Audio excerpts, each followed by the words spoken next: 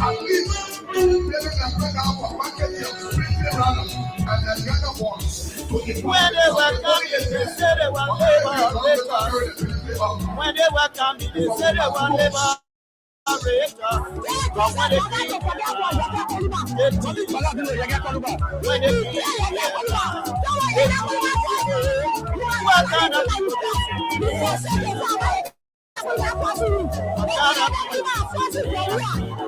Freedom better you live in our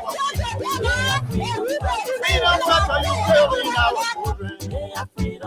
freedom better you destroy our get free how to go to so the young one for you to go to he said I'm on journey to host it to the women to get money to the so that we go take it from me back for the same lecture. How can I put it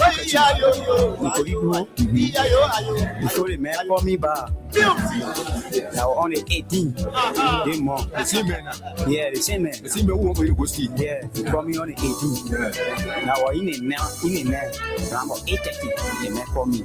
He said, "Oh, my man, I lecture be here. Call you by." So that time you go to work. I go to work. If you work, you play, you come to the man. Yeah, I'm from my working area to Clarence to now go to the man. To go steal. No, I'm go steal. I go to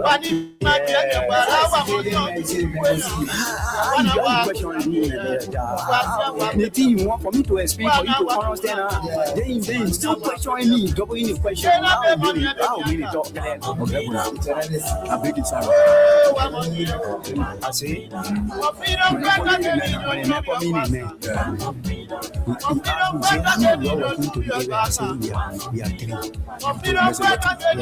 so he said, what can you do? How do you are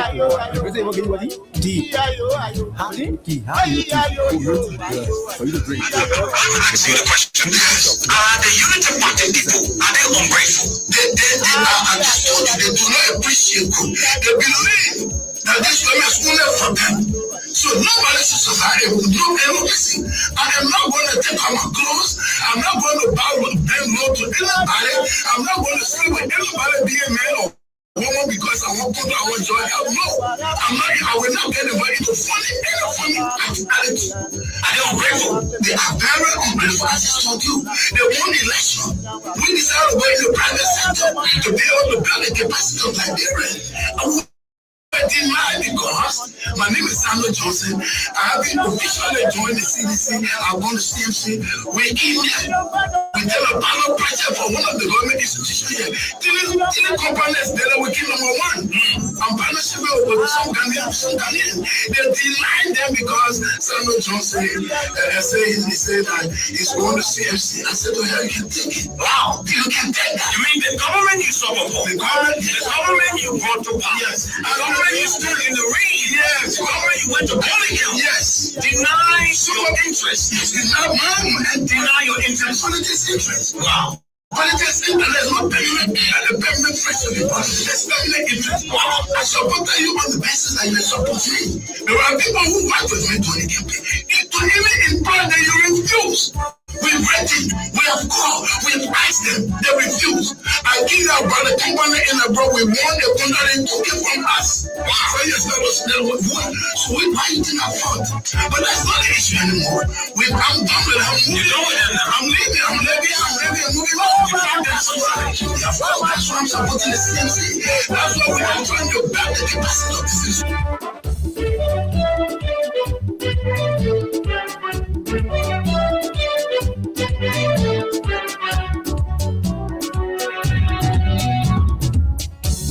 When they were coming, they said they were freedom fighters. When they were coming, they said they were liberators. But when they killed their time, they changed their mind. When they killed their time, they changed their mind. What kind of people they so? They are freedom fighters. What kind of people they so? They are freedom fighters. You freedom fighter, you raping our women. They are freedom fighters. Freedom fighter, you killing our children. They are freedom fighters. Freedom fighter, you destroying our country. They are freedom fighters.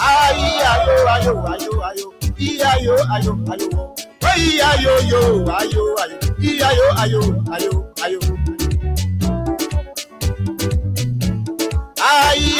ayo, ayo, ayo. Ayo, ayo, ayo.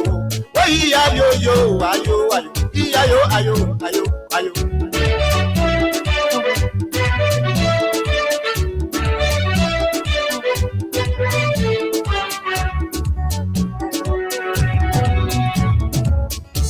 Oh, yes, indeed.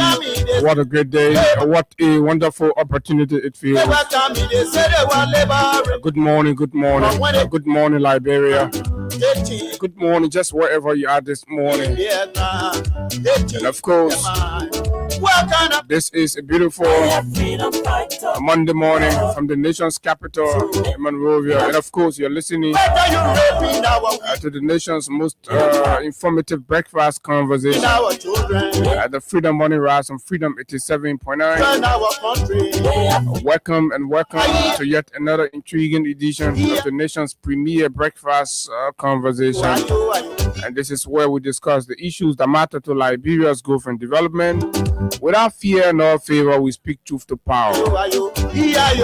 Yes, that's why we are Freedom 87.9. Good morning, Liberia. Good morning to our folks in the southeastern part of the country. Good morning, Western Liberia. Central and North. They say there is this Central North Alliance, a political alliance orchestrated, designed about the Unity Party. Folks, but how sustainably is that going to be? Where without even drag anybody? To about good morning. Good morning and welcome. It is a brand new week, and of course, we are beginning from exactly where we started. Good morning to our friends in the diaspora. Good morning, good morning. Thanks always for joining us for conversation around the issue that matter to our common denominator, Liberia. And of course, there are too many things to talk about, lots of things on the menu this morning. At the center of it all is the historic landmark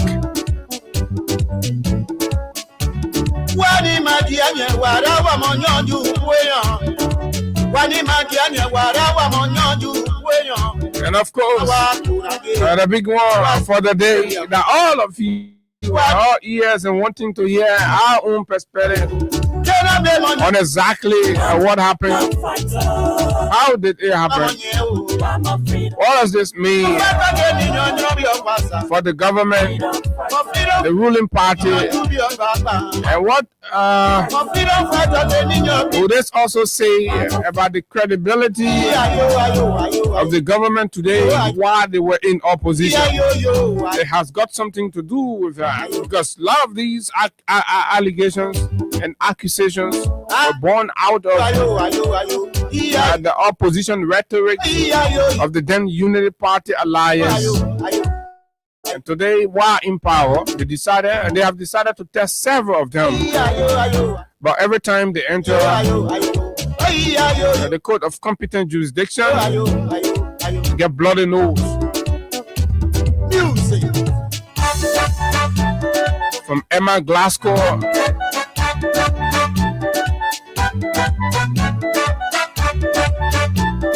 to Coca Collins, the Nathaniel McGill and the LACC. And now we are talking about the Lema Equator, a former finance minister, Samuel D. Tuer Jr. Thanks to his courage to face his accusers right in the court, stood up there, exonerating himself, punching the arguments, defeating the government face down, and defeating. They were coming, they said they were liberators. When they were coming, they said, oh yeah, it's a win for the man. It is a win. When they came here, and it has to be said. So then we have got to ask our government the hard question. How are these corruption indictment doing? What informed them? What level of preparation does the government put in to all of this? Because some of these monies that are used for prosecution would rather be used in the hospital, the schools, and to take care of other meaningful national issues. But when we decide to put them into the fight against corruption, it has to be actually based on a prima facie. Oh yeah, a lot of different opinions, views, and thoughts and analysis since last Friday about this Samuel Tour acquittal. Oh yes, Samuel Tour has won against state prosecutor in the economic sabotage case involving some $6.2 million national security spending. I'll bring you the details of that, and of course some expert opinions and views from Courtroom reporter. I stumbled across my dear friend Melvin Jackson's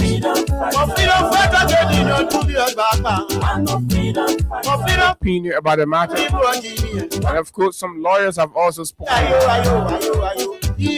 Politicians have also weighed in, and then we tell you our own perspective right here on the big station, the People's Radio. How did Samuel Tour get off the hook? We'd like to know. And Jefferson Campbell was caught in a way that will explain. Stanley Ford in a way, but Stanley Ford's controller was let off the hook. And the last of things to wrap our heads around right here on the big station, Freedom 87.9. All you need to know.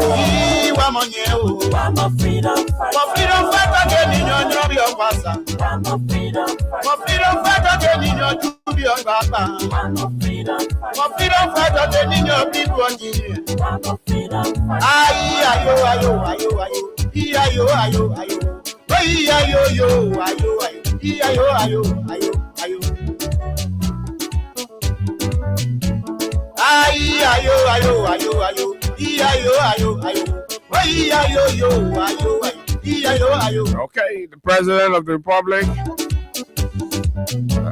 is in Kenya, Nairobi, attending a high-level bilateral meeting centered around regional cooperation, governance, and African development.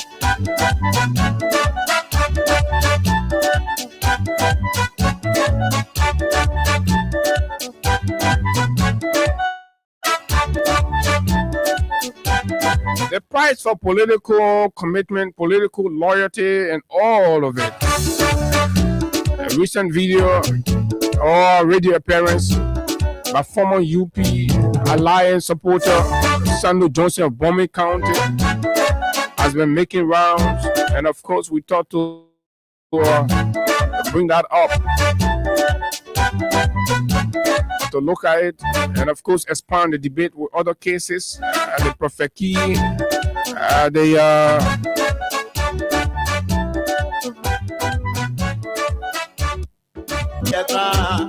the Yeke Koluma, and a host of others. You spend your resources, you spend your energy, your time, everything to make other people president, and they become president, they come after you, they deny your interest. The freedom fighter, you killing our children. The shape and size of the conversation this morning, plus other issues making news right here on the big station. Of course, we're going to bring you update on a few of those right here for you this morning. My name is Abu Sharif. It's always a good thing to have you join us. Bars of our team song, and of course, once we come back, we go straight into our conversation right here on the big station, the People's Radio Freedom 87.9. Welcome, and this break, we'll be right back.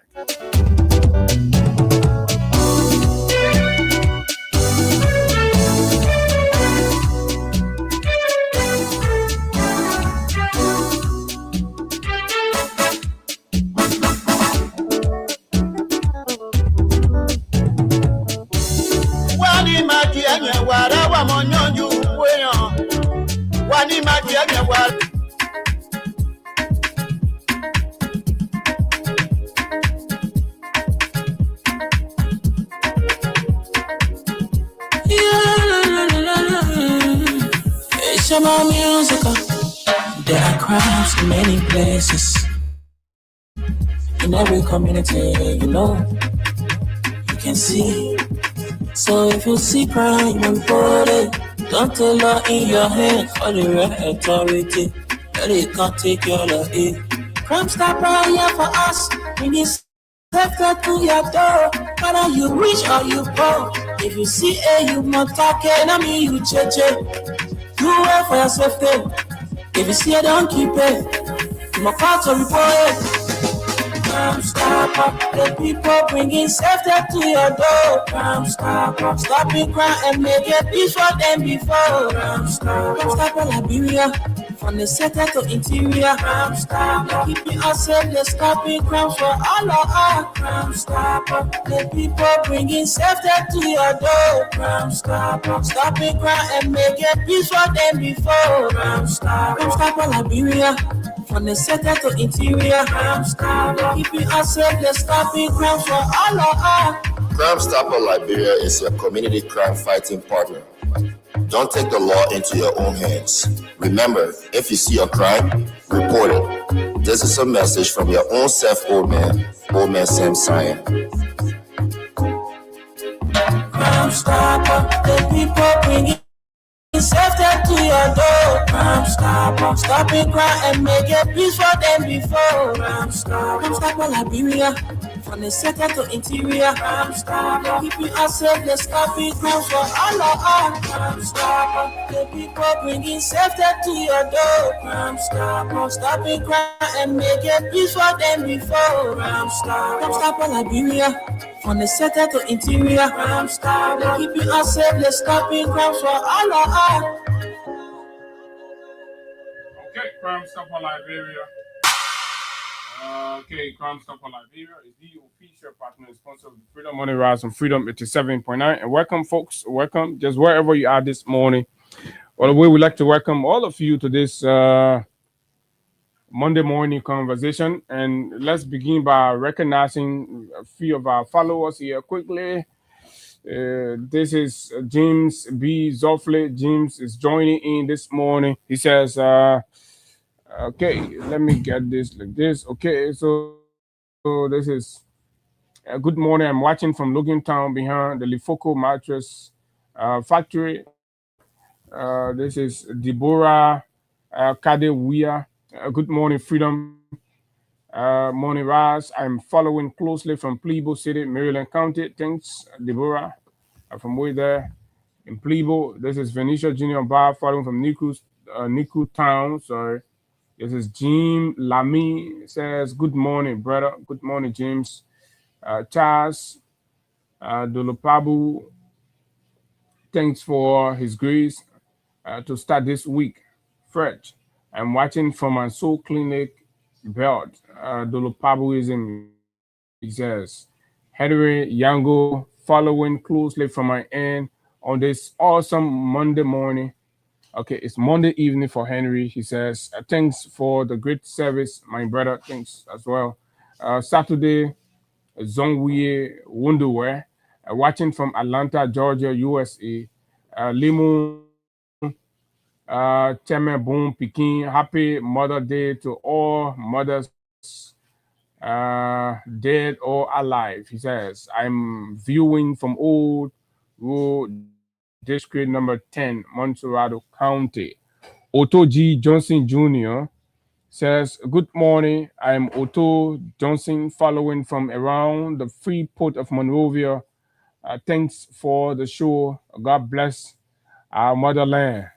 Amar Jala Kamara joins in from Brussels. He says, good morning, Freedom Radio Liberia family and my beloved and peace-loving people of Salaye District. I'm following live from European capital city, Brussels. As usual, together we shall get there. Just a matter of time. Amar concludes. This is Young Sedition. I'm following from Vartan across the bridge. Thank you. Jeremy Dwyer, watching live. Henry Tito is also joining. Mark T. Johnson. You have Ma Anison. Mutari is also joining in this morning. Aaron Morba is also joining. Share the show, folks. Kindly help us join and share the show. Let it go viral, like they say. This is Clarence Obeti Due is also joining. Malu Efofana, A. Sinel Dagoze, Mega, Sensi S. Kamara, Perry Slobert, Asata M. Miller, Augustine T. Musa, Louis Logan. This is Emmanuel Bro, my dear friend and brother from Minneapolis. Good morning, my friend.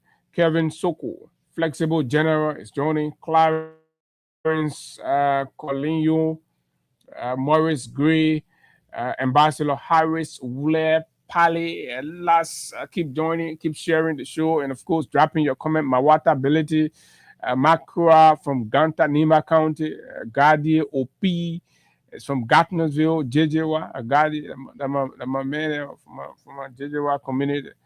Good morning, Gadi. And so this is Ambassador Abu Suleiman Sayon, is Alaska Pay, uh, Saju Wooler Dixon, Arnold Taylor, Johnny Kalako. This is Joseph Kekula Blatta celebrated a birthday recently. He's an ardent religious follower of the conversation. Thanks a lot, my dear brother. Agatha Glasgow, of course, another great sister. This is Mayas Menti. Okay, Vamuya M Fofana. Keep sharing. Let's go more and more, folks. A few updates to bring you, right? Just before we forget, it's well over a month since the House of Representatives, in that form and manner, proceeded to expel District Number 10 Representative Yeke Koluba. And so we have been waiting to listen and see what happens, because the law is clear that in the space of is it 30 or 60 days, right? I'll try to get it correct. That the House will then notify the National Elections Commission about a vacancy. And to this point, there is no official communication, to my knowledge, whereby the House have actually communicated vacancy within the House of Representatives, right? The Honorable House of Representatives, so to speak. So, what does that go to validate? That goes to say, for the most part, that there is no vacancy yet in the House of Representatives, right? I mean, for the most part, because when that happens, because in 90 days, the National Elections Commission, therefrom, should be preparing for the conduct of by-elections, right? That's what the law says. But before NEC can move into, can get into motion on issues of by-election, they also have to fundamentally communicate that there is a vacancy born out of an action that we took, blah blah blah blah blah. Just whatever the case, whether that death, impeachment, a removal, let me say, a removal, and what have you, right? So now it's well over a month now, and that has not happened. What does that say to the entire process? Because mind you, along the line of the horses processes of expelling Yeke Koluba, um, Yeke and people took flat to the Supreme Court, and the Supreme Court issued an injunction on the matter, a stay on further proceeding. But in flagrant disregard of that, uh, the House Committee on Rules, Order, and Administration proceeded with their hearing and submitted their report to plenary, and plenary proceeded with whatever electoral or vote processes they had to do to validate or what the committee's finding, and they went ahead and announced the expulsion of Yeke Koluba. Then the question became actually, is the expulsion legal? Is it in keeping with the laws, right?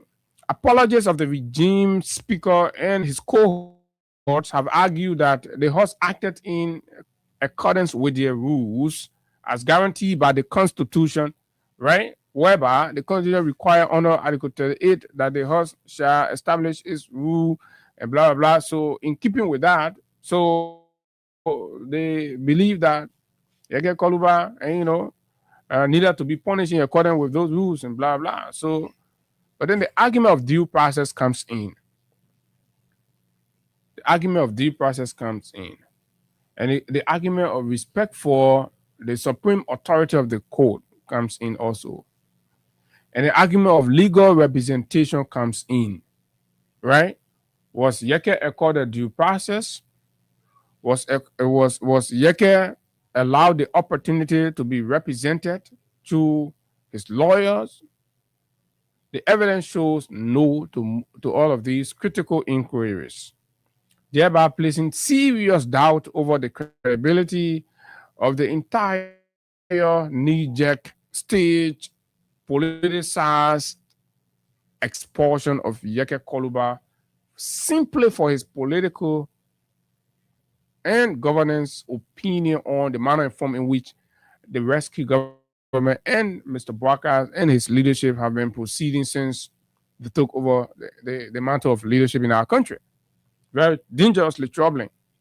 So, if the host itself is not convinced that what she did was right, to the point where she has not triggered, the privilege of communicating a vacancy for NEC to begin the process of conducting by-election, if that is the case, then why is it that they are not allowing Yeke access to do the job of the people of district number 10? I mean, we are running a country here, right? You to this point, based on your inaction, you are communicating to us that what you did was not right. So because you've not done the right thing, so why are you then using naked power to deny Yeke access or salaries and benefit, and treating him as if to say he's not? This is unfair. This is unconstitutional. This is against his right. This is against his right. And this is where I like to agree with Mr. Darius Delon on his yesterday appearance on the Spoon Talk show, when he referenced the Grace Span incident with the very House of Representatives on their contempt charge against the then Montserrado Superintendent Grace Span. When the Supreme Court intervened, the Supreme Court argued that any decision taken under which Grace Span was denied legal representation to a larger extent is not binding. So same can apply to Yeke Koluba. So it looks very certain that at what time, at any point when the justice in chamber shall have rendered any sort of decision in this Yeke Koluba matter, the processes we witnessed some months ago will be nullified. And this will be another blow to the regime. This will be another blow to the government. You have to stop running the country like, a Boy Scout or some kind of, social club. You have to stop running the country like that. This is a country of law. The laws are there. You have to be respecters of the laws and follow the laws. You can't keep taking our country, on routes that when they are judicially reviewed, it turned out to be reckless, irresponsible, and of course out of order. That does not communicate, a decent and civilized republic. And that is why we continue to argue that the rescue government was mostly expected to be very experienced in the discharge of its governance duties and responsibilities, but we continue to see the contrary across different aspects of governance and leadership. This is the same government that's supposed to demonstrate utmost competence when it comes to understanding of governance and the system, right?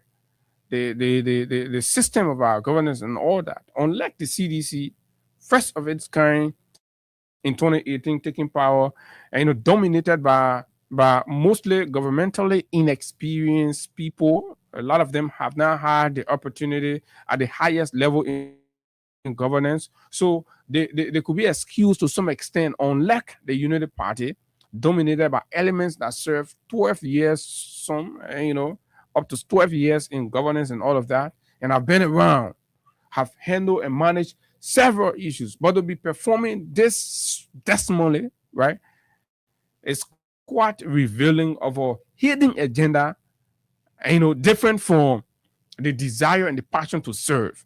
So people are not around here for service. They're here for other things. That's what they're missing.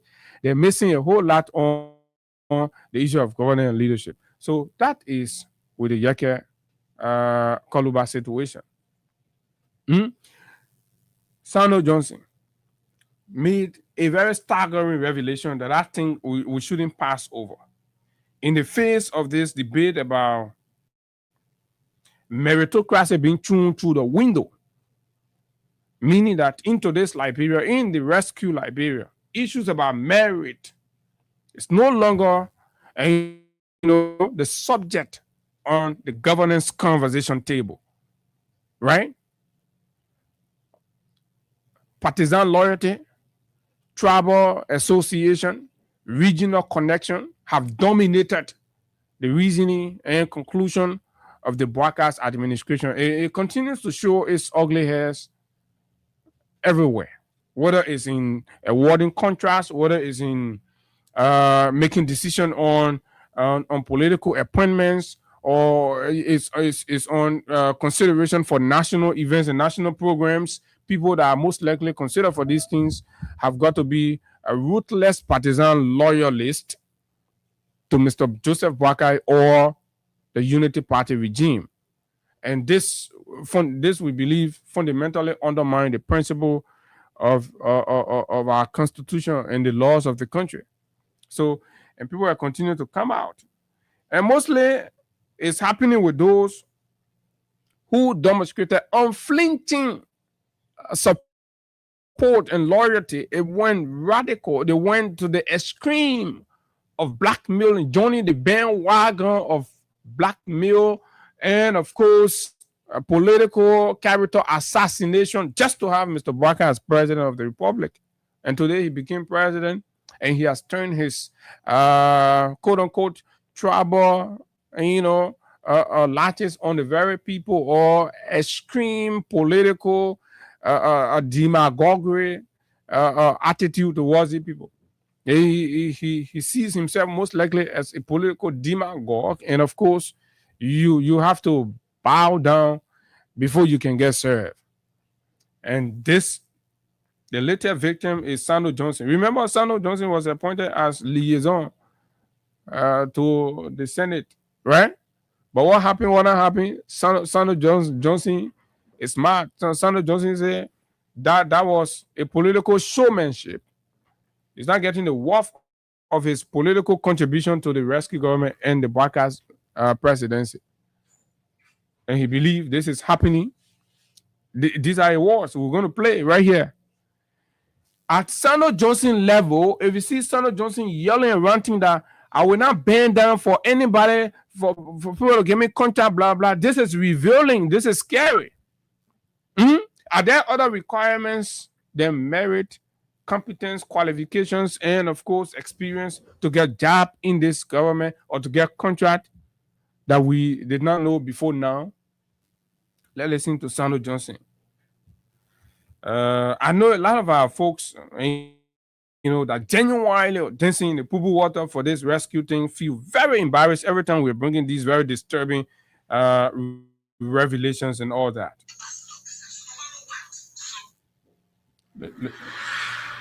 Okay, listen to Sandro.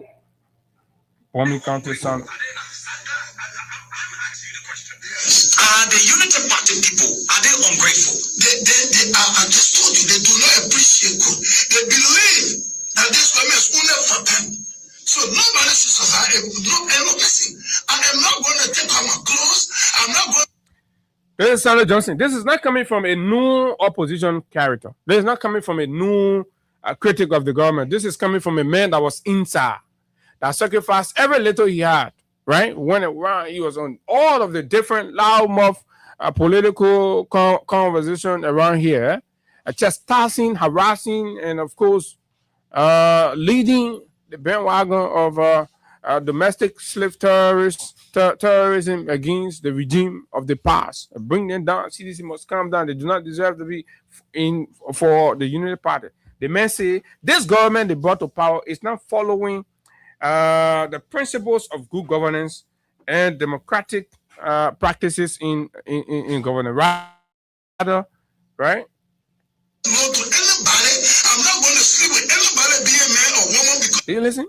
Well, what sleeping with people got to do with this? At Sandro is telling you that to a larger extent, this is revealing. The man is saying that people are requiring that men sleep with men to get contract and get job in the country. This is scary. This is absolutely scary. The government has to come out and say something about this.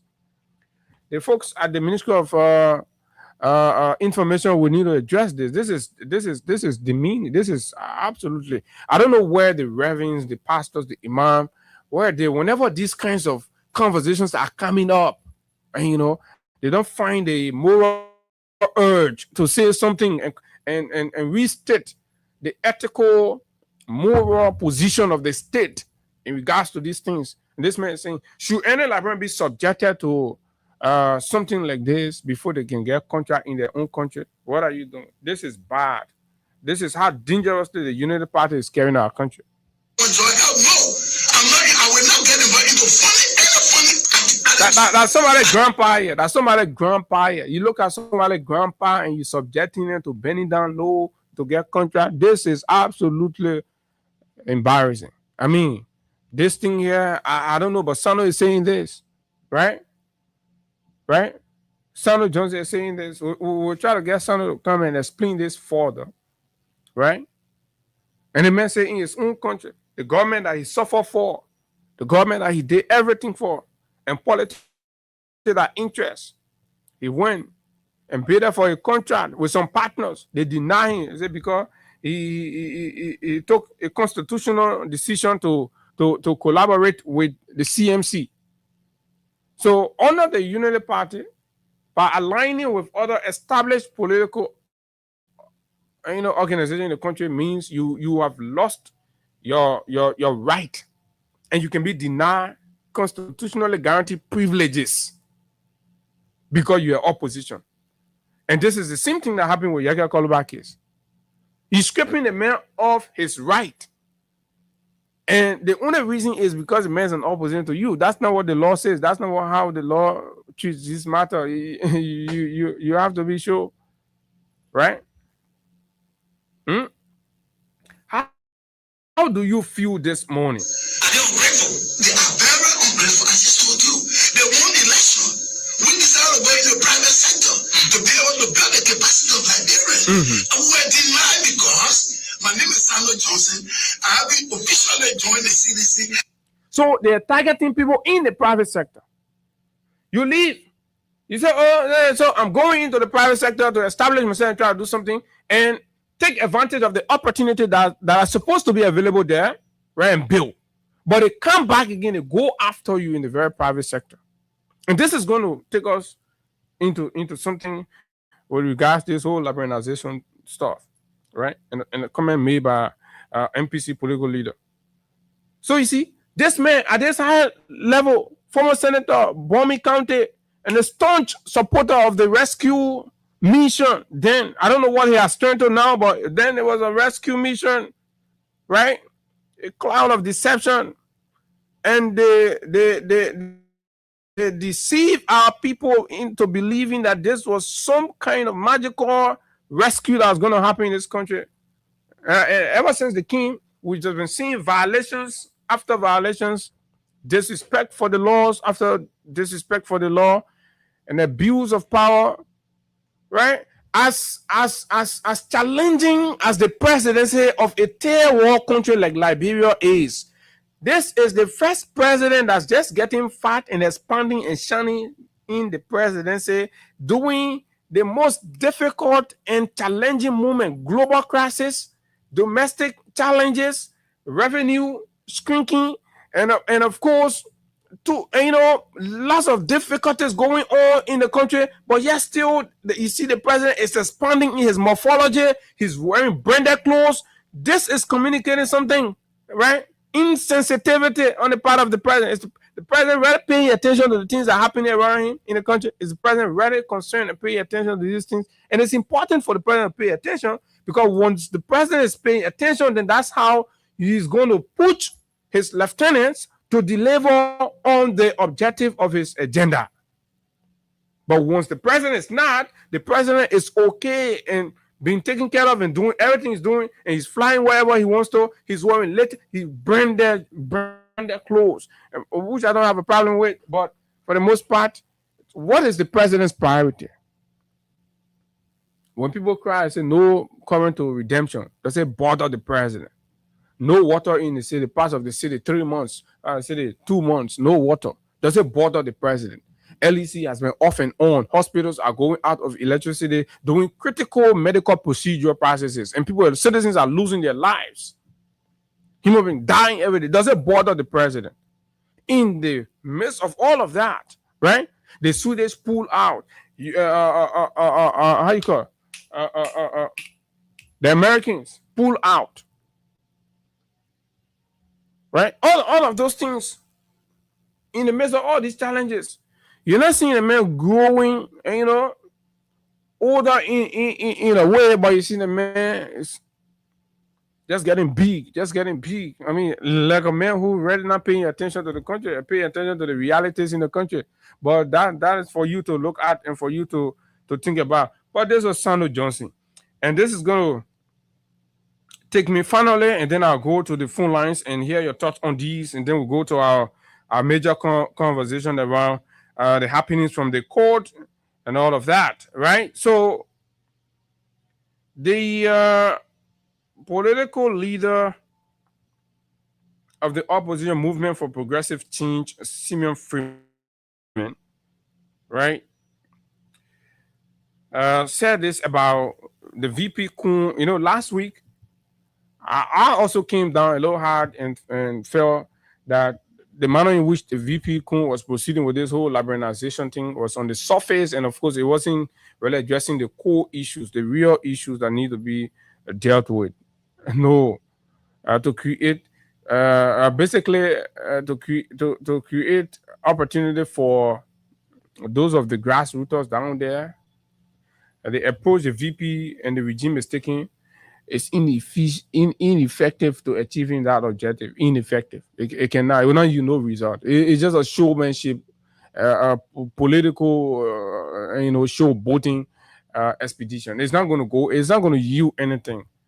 Kun is just going to have an opportunity to reconnect and elevate his business friends that already been there and what have you. But this is how MPC, a Liberian businessman, right, and of course a political leader, Simon Freeman, labels the Bwaka Kun liberalization draft. Say it's a farce. FARCE. Say Simon Freeman, political leader of the movement for progressive change, has sharply criticized the liberalization approach being advanced by President Joseph Numa Bwaka and Vice President Jeremiah Kun, describing Jeremiah Kun describing the policy push as a farce that will fail to economically empower ordinary Liberians. And I agree. And I will tell you why I agree.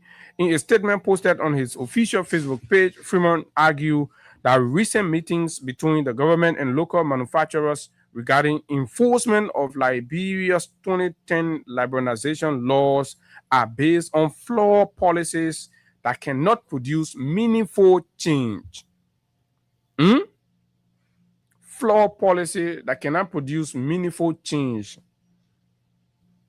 According to Freeman, even if manufacturers comply with the law by appointing Liberians as distributors of locally manufactured goods, foreign business interests could still maintain control of the distribution network by using Liberian funds. Few Liberians will be pre-selected to serve as cargo distributors, which will not impact the anticipated outcome of empowering Liberian through goods distribution, Freeman stated. He further argued that the country's commercial distribution chain remains largely controlled by foreign business groups, including Fullers, Lebanese, and Indian merchants, while many Liberians lack the financial resources needed to compete in the sector. Freeman claimed that Liberians face major barriers such as high rental costs for commercial stores and the significant capital required to stock a distribution outlet. He estimated that renting a store could cost more than US $25 annually, while fully stocking a distribution business could require as much as US $50,000. That's a total of $25,000. And there are even more costs than some of the other costs that will come in that the government need to review themselves. First of all, it need to start with the government. The opposition leader maintained that government-backed Liberian distributors who likely end up supplying the same existing foreign control business ecosystem to profit, rather than transforming ownership opportunities for ordinary citizens. So, and I agree with this. It's going to remain right within the same old cycle of privilege, and, Lebanese and Indian merchants that are friends with the government, instead of being an opportunity to transform and transfer ownership opportunities for ordinary Liberian citizens. So the government is not deliberate about helping you. They're not. None of you going to get empowered through this scheme. This is a policy approach that really does not deal with the core issues. The pretense of advocating for Liberians is a farce, Freeman declared, blaming what he called poorly designed policies crafted without sufficient economic depth and understanding. Freeman also disclosed that he intends to put additional posts outlining what he believes, blah blah blah blah. So that is that. Basically, to just sum up this, the reason I bring this up because this man is a businessman. He's a Liberian businessman. He has been here. He has been into water, mineral water. He's into satellite, provision, satellite TV, network or cable TV stuff, and all of that, plus other chain of businesses that he run. Right. So they understand the day to day. But besides, if the government's desire is to ensure that you who are out there, the lay people, to have an opportunity and a stake in our economy, right? To be able to compete with these foreign business merchants, right? Is to review the system, right? The government has established this electronic procurement platform at PPCC. That is the first government policy that strangulate and take away the competition possibility for ordinary Liberian company to begin with. So PPCC is there.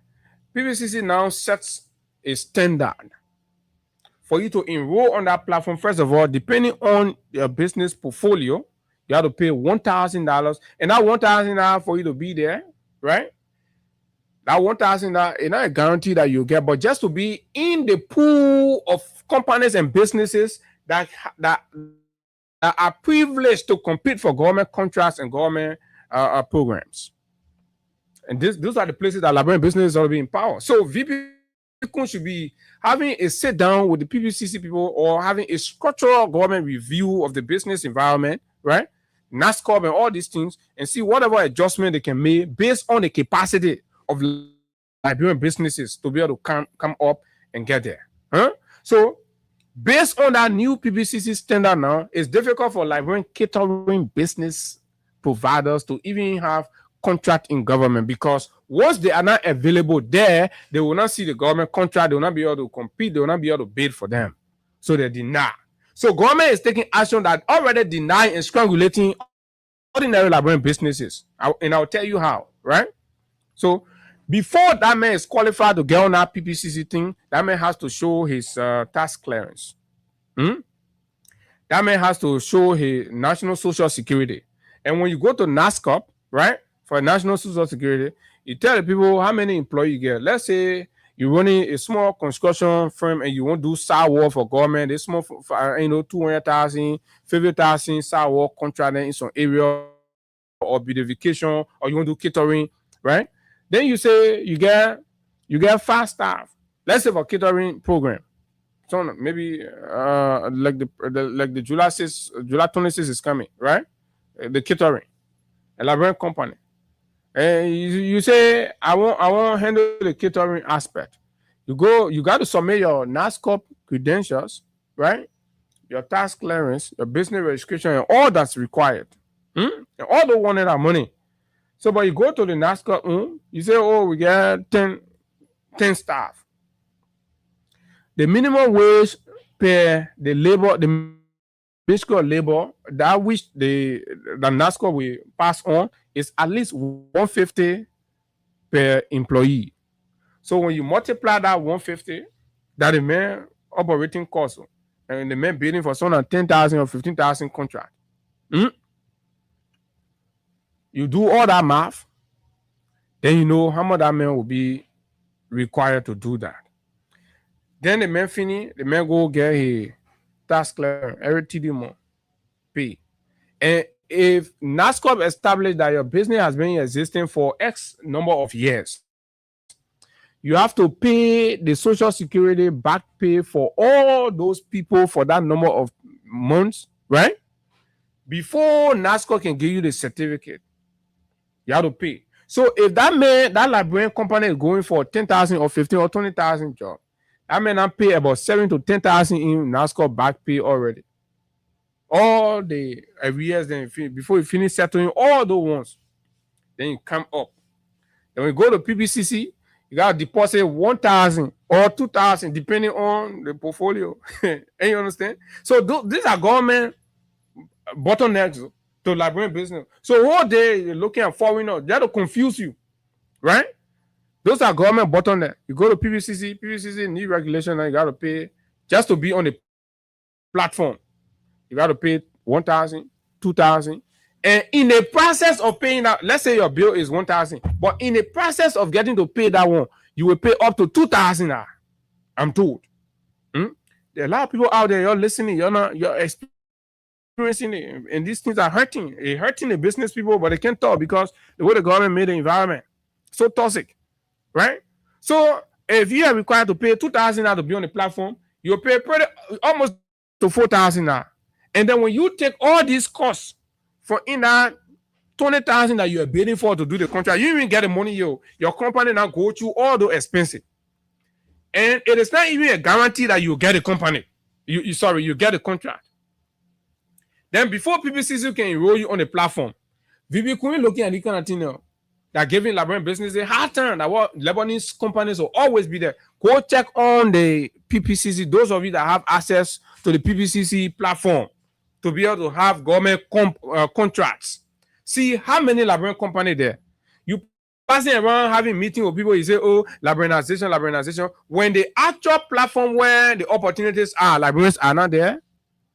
Fair Liberian. You think the government serious to empower us? No. They just come on the surface, they create these things. They come on the surface. So you need critical people like us to go behind and bring these things out and advocate and fight for you. These people don't mean it. They don't mean it when they say it because the approach is knee-jerk. The approach is not even convincing. The approach is not even scholarly. It's not even intellectual. One man here spoon, how you can't do government policy and like that. He be calling spoon, man. Then demonstration can't stand. He be talking, get 30 days. That 30 days, you got to address the fundamental structural drawbacks, right? Then at the very PPCC, the government, if you want to empower librarian company, like I said the other day, right? And you see how difficult it is to have a company in librarian and be successful as a librarian, ordinary librarian company, because where you get money from, right? Or the plenty of payment that you got to do before you even make it there. Then they bring the other system now that compels you got to go through it. First, during the CDC time, they used to flexibly manage and bring librarian companies up. But they say no way, you will pay. That's what the men are doing according to sources from the business community. That's what they're doing. They're complaining. But you know what they can do? In the net, they will take their mattress, they will take their pillowcase, they put it on the face, and then they will cry inside. They grieve for the small little money that they get. Paying your money, no guarantee whether you even get a contract. So let's say you pay that money into PPCC, and the money that you default on the payment, they will drop you from the platform. Once you not pay, they will drop you. So when you go on the platform, so all them laws we're making at the end of the day are Lebanese companies, Indian companies, in for catering. Commercial company there, or then you put the benchmark, you put it at the same level of companies that are worth 2 million, 3 million, and then you put out Le Kobosha catering company there, you get the same requirement. Are you being fair? Those are the ones you're supposed to deal with instead of passing around and playing on emotional issue. Oh, Lebanese people taking our job, the foreigner taking our job. Who's enabling that? The government. It's the government that enables them because the government puts in policy that strangulates you further and make it difficult for you to thrive in your own country. And then they shift the blame on the people. The politicians are responsible, right? Especially the rescue politicians. They are the one who brought these things. They're killing you, they're strangulating you. You can't go nowhere in business. You can't even get a contract. 0776 104 104 086 500 104. A range of issues this morning. Let's say your thought across those subjects you may be interested. Not everybody want to do politics in the country. Not everybody won't be. Everybody want to do business. Why the country create an opportunity that supports? You say at PPCC, they say under the liberalization. Look at the money they say only librarian company can bid for. I know 10 or 20,000 contract in a range, 10 or 20,000 in our own country. You bring it down. Why you can make it 200,000? Any contract worth 200,000? No, that would be a strong statement, strong liberalization statement. That means any company that will win that thing, a librarian company. In the year time, if about 60 librarian company win that, right, you're expanding, the opportunity base among us. You're putting more money in librarians' pocket. Do that. You can't limit the people in their own country to 10,000 contract. And the cost of even getting that 10,000 contract is around 7,000 before they may even start the contract. So what are you doing? You are the one strangulating librarian business, not foreigner. Let's hear your thoughts. 0776 104 104 086 500 104 plus 231 186 500 104 are the numbers to call, and then we'll talk politics later right here on Freedom 87.9. Good morning. Good morning. Good morning. I'm Imam. I'm calling from Capitol Hill. Go ahead. Okay. I have to say about the Yeke Koruba situation. Mm-hmm. The opposition need to be very strong. We want part in this. Yeke Koruba, one time he was on the opposition side. Anything happen, the people will be very spectacle in the form of they will go and protest. We opposition, we need to get together to go to that Capitol building and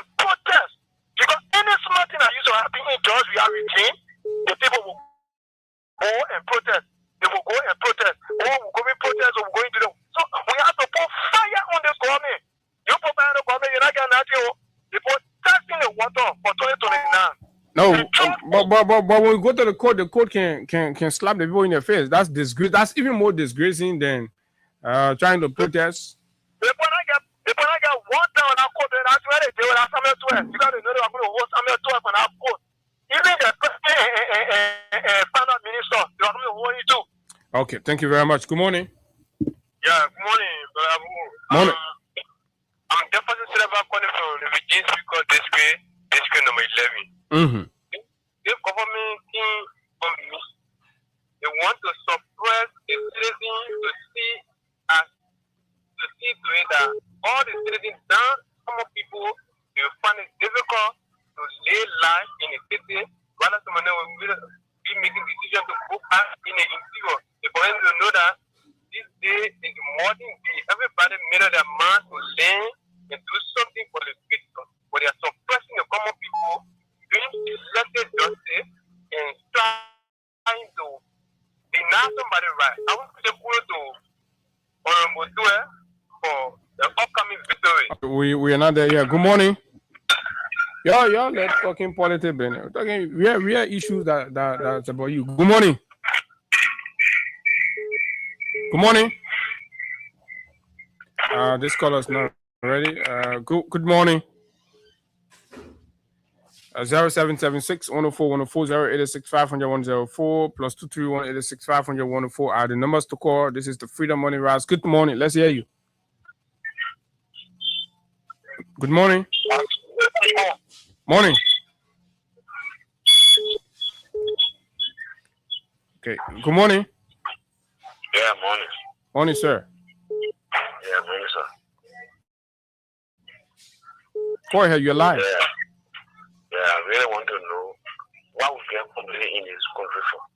A lot of company in this country. So when they carry gold, so when they carry mirrors, when they carry law, so many things. Mm-hmm. Then our government going around everything. So for what reason we're going to go there for? I really want to know. Okay. Thank you. Thank you very much. It's a message you want to know everything we get in the country. Why is the government going around crediting? Good morning.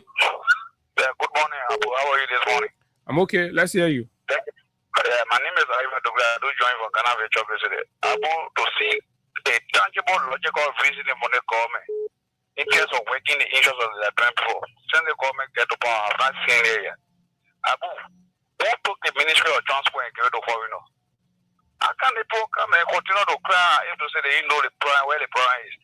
You are coming to power at all and you are coming with that privatization policy. Since they get to power up to now 2 years to 3 years now, what are some of the steps they are taking? Abuja don't continue.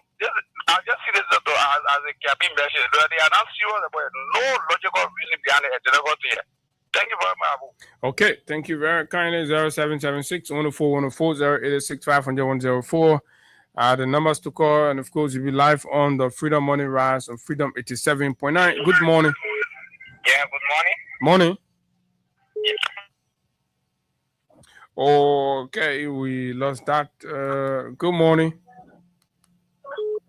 Good morning. Good morning. Good morning, sir. Yes, I want to thank the subject points. Mm-hmm. Thank you for the subject point. But let me learn to be serious in this country. And my name is Ima Joe. Only information like I think we started Allah Salah. You are having for Allah Salah to promote you. But let me say that if this government is serious, I will say no. In terms of promoting business and to grow, I will say no. Look at the issue about transport ministry. Mm-hmm. You take a government entity and give it to a private entity. Is that empowerment of your citizens? Denying laborer jobs. These people, they are not serious. They are not a serious success. There are a lot of missteps that people are taking. Today, Honorable Samuel is trying. I don't know, but I expect him not to be cutting my cost. I expect Honorable Samuel to be cutting my cost. Because you will wonder on the air that anybody who will more about that, you will cut down and you will do this. So what now you cannot force? There is no shame. It's not easy, but the people after Sandra Johnson is there, they're going after him. So, There's a simple thing. There's a honorable man. So for people coming to the store saying they found to go on public radio, go on a platform and say you need something before. For workers, for Mr. Walker, then he said you need something before. That was so serious on his part. okay, thank you very much. Good morning. Good morning, Abu. How you doing, my son? I'm okay. Morning. How was that? Beautiful. Go ahead. Okay, this is my sister. I'm calling from Sudan this morning. Me say thank you and me appreciate you this morning. So, those people that lead us today, what all the gardener it will come to life. Sandro Jackson is talking about today. He got I know Sandro Jackson was Jackson. Who's the neighbor in boys? That's what he want to do. It means that big rusted man standing up public and saying will be some people follow up one guy. That man actually who's up the tree, don't be here, do in the street, and don't tell nobody that people that put in the youth don't say. So that man standing up. But it's not easy right now because Sandra Johnson is crying. It's not easy. Watching the show, but when I talk about your video on the show, you should have got a man laughing, that guy. The man is laughing, they enjoy the show that's going on. You're laughing. You're not going to get your boss. That's what you're trying. What are you trying for? When you get a job? Or what is it? Did I get a job? What are you trying for? Or you're not that for a table? Or whatever it's your joy, or you are putting one day you're looking for a job, for worker. And it's a slapping your face, you will come by and tell people, oh, you want it. No. But you don't get that for your client, Sandro Johnson. What you saw in the white, get up. What you saw when the people were crying and the body was doors and riot. What you saw in the white, when you were seeking for jobs to stay to America, or in Barcelona West, or to Ghana, or to Europe, that's a big failure on you, my brother. Okay. That's why you're not definitely going. And they will say, I will say, when you go for where, your market, when you go for your market today, you have a picture. They have a photo. It's out completely. It's crying. Now who the man there? Oh, you not know man. Why you asking me about something? You think that me? Why you about that all the photo? Don't pretend like you don't know the name. Hey, my sister. So what blood the man? So the man went away.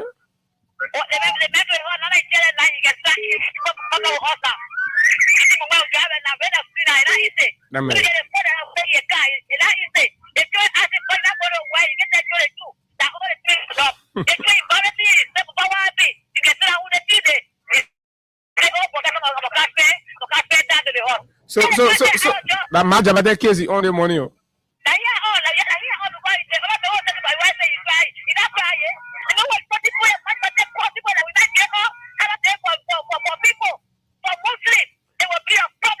Okay, so Masisi, let me ask you lastly now. You think with what the vice president doing, you think they're looking serious to empower people like you, the ordinary Liberians, to get opportunity and compete in the economy? You think they're serious about it?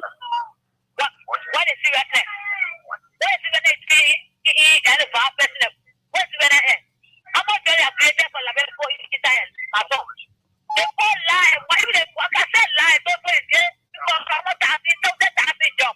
When they go and give myself a black, they will because give myself what they say. They not you.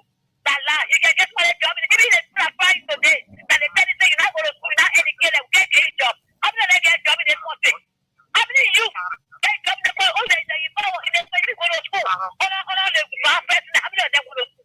All the vice president. All the scholarship. That's what we're talking like that. Pulling the talking. The people will feel it. We feel it. They get started. Okay, so Masisi, lastly, if the vice president asks you, say, Masisi, please give me your own suggestion on what I can do to help people like you, old man like you, to help you so you will enjoy the country and feel okay in your own country in business. What the government can do for you? Let me tell you. So let me tell you this. Let me tell you. No, not me for you, but for the country now. Not party business. No, but you can still get your view. You say this now, you can still get your view.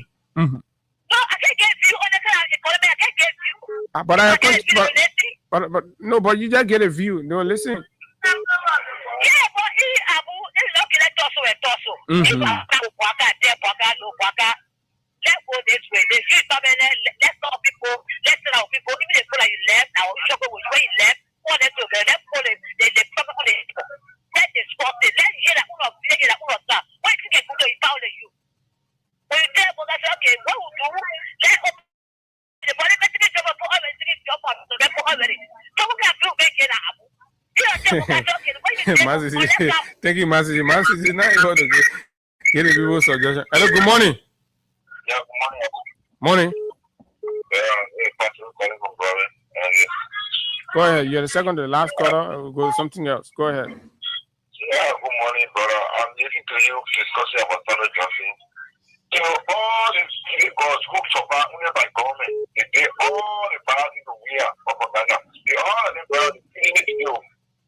Brother, just do your survey around in the rural community. You see how many children have been with same vaccine for COVID. You have to get it, you have to go to the critical, you have to go to the survey master, you have to go to the Courtroom. Go to the rural community, everything, all the food, okay, food. You see, parents, 24-hour working for the baby school administration. Brother, it's not easy. They guys, they just run. But Standard Johnson, they God are in heaven. No, but in reach to the government, Sano is crying that the government he brought, the government is being ungrateful to him. They're requiring him all kind of things. He will never do it. He never bend down for contract. He'll never bend down for job. Yeah, the music is doing that frustration. Brother, when somebody is doing the right thing, we are going looking at the poor people. He was not looking at those guys who are late for the government in 1990. He was not looking at direction. He was looking for people who no opportunity to get work, no opportunity to go to their community freely, building community role for them. Access role, access market. Those are the things government are people to teach the level of the people we got them. They have to go on the hill to be enriching rich people. People who live fully on government, they do not bargain. That's why we're not the policy of we are. So they were frustrated they can be again we are because the same market we are not looking at direction, the big journalists, the big minister, the big candidate, we are not looking at direction. We are looking at the general livelihood of the people, the masses. Okay, the general livelihood of the people, the masses. Thank you very much. Okay, thank you, Chief. Your time up. Let's take Thomas. Thomas, you're the last caller on this segment. Go ahead. Let's hear you. Someone unstable member of the concern that bring for justice. Abu, let me say this. This government came on the matter during the private setup because they said everybody willing to government job. I think you can remember once, Mr. Baga.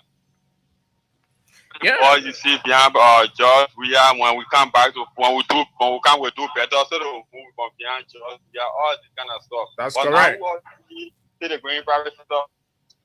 Now you see why he used to be. And people are crying, and the private sector is getting even more challenging and difficult for the people to stay. That's what I'm telling you. Anything the government, anywhere people from the government go, the way sport is so cost that when you stole 76,000, you run away.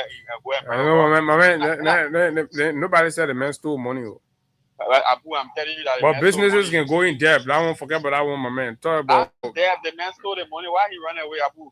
Why the man tell you saying you run away, my man? What kind of thing you talking to? This man is known for running away. Abu, I'm telling you that cost that. No, my man, don't reduce it to cost that thing. That business issue that the man people get. Debt issue. The man run away. You saw on a live video somebody insulting Costa for that money. But the man responded. The man said it's a debt. He's committed to paying and he has been paying. So why he can't pay the debt? Because you see, he know people in the system. So you see, you intimidate people in. So how does that relate to what we're talking about now? Okay, now you are discussing the private sector. Not everything will be politics in this country. And that's what we're talking about. Private sector. It was President George who damaged every fabric of this country.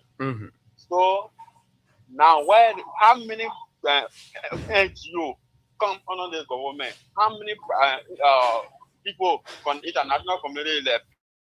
The part of the government brought in this government. Now the president suspend Mohamed Ba for what? For what? To tell you that they are damaged everywhere in this country, Abu. Everywhere the private sector is the worst place now. in the government, because all the government officials get they get company they working with, go to the court, but they could make people in working with. You see, they take the company, they take Man, these people are from the private sector, these are allegations. All right, thank you. are the ones doing our lesson in the country. Abu, we are finished. So why will Liberian work? Why will Liberian go anywhere they go? Joe Bagger will chase them from there.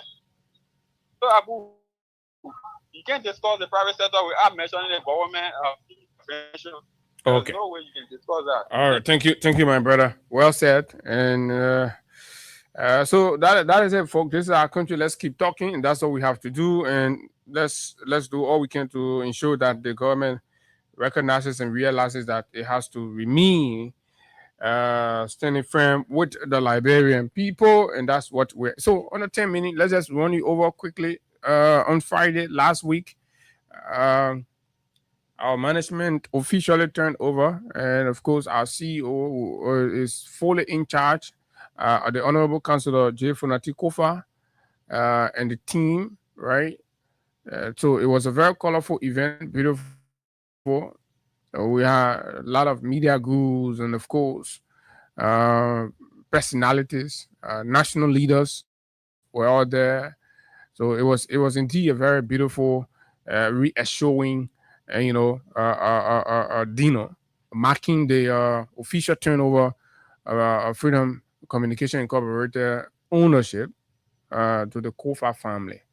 And we, as staff here, are very excited about this transition because we see the prospect, we see the commitment, we see the passion for democracy. We know this is driven by the quest to include the ordinary people views and aspiration and voice into our democratic framework and architecture. An attempt to silence that is a denial of their fundamental right.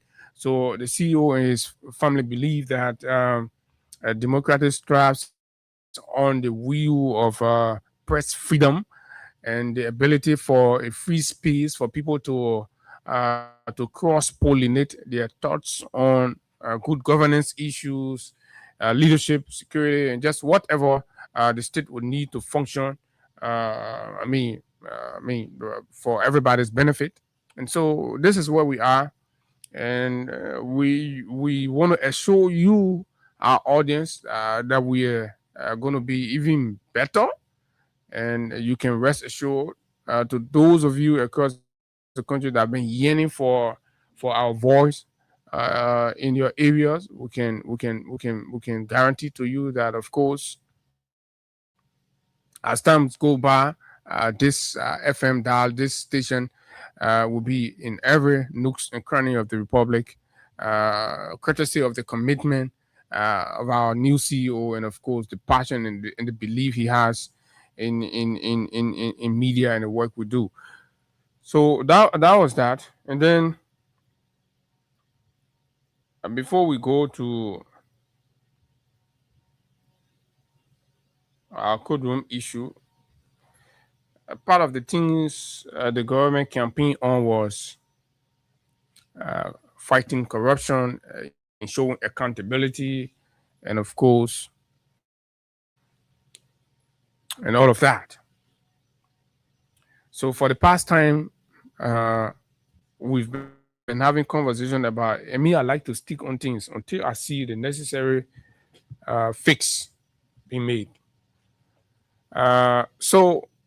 This matter of the Labrador Airport Authority, the LACC recently released a plethora of audit reports, and I think the Auditor General, P. Gaswa Jackson, is supposed to be making some media rounds to speak to the nation about these, and others expected.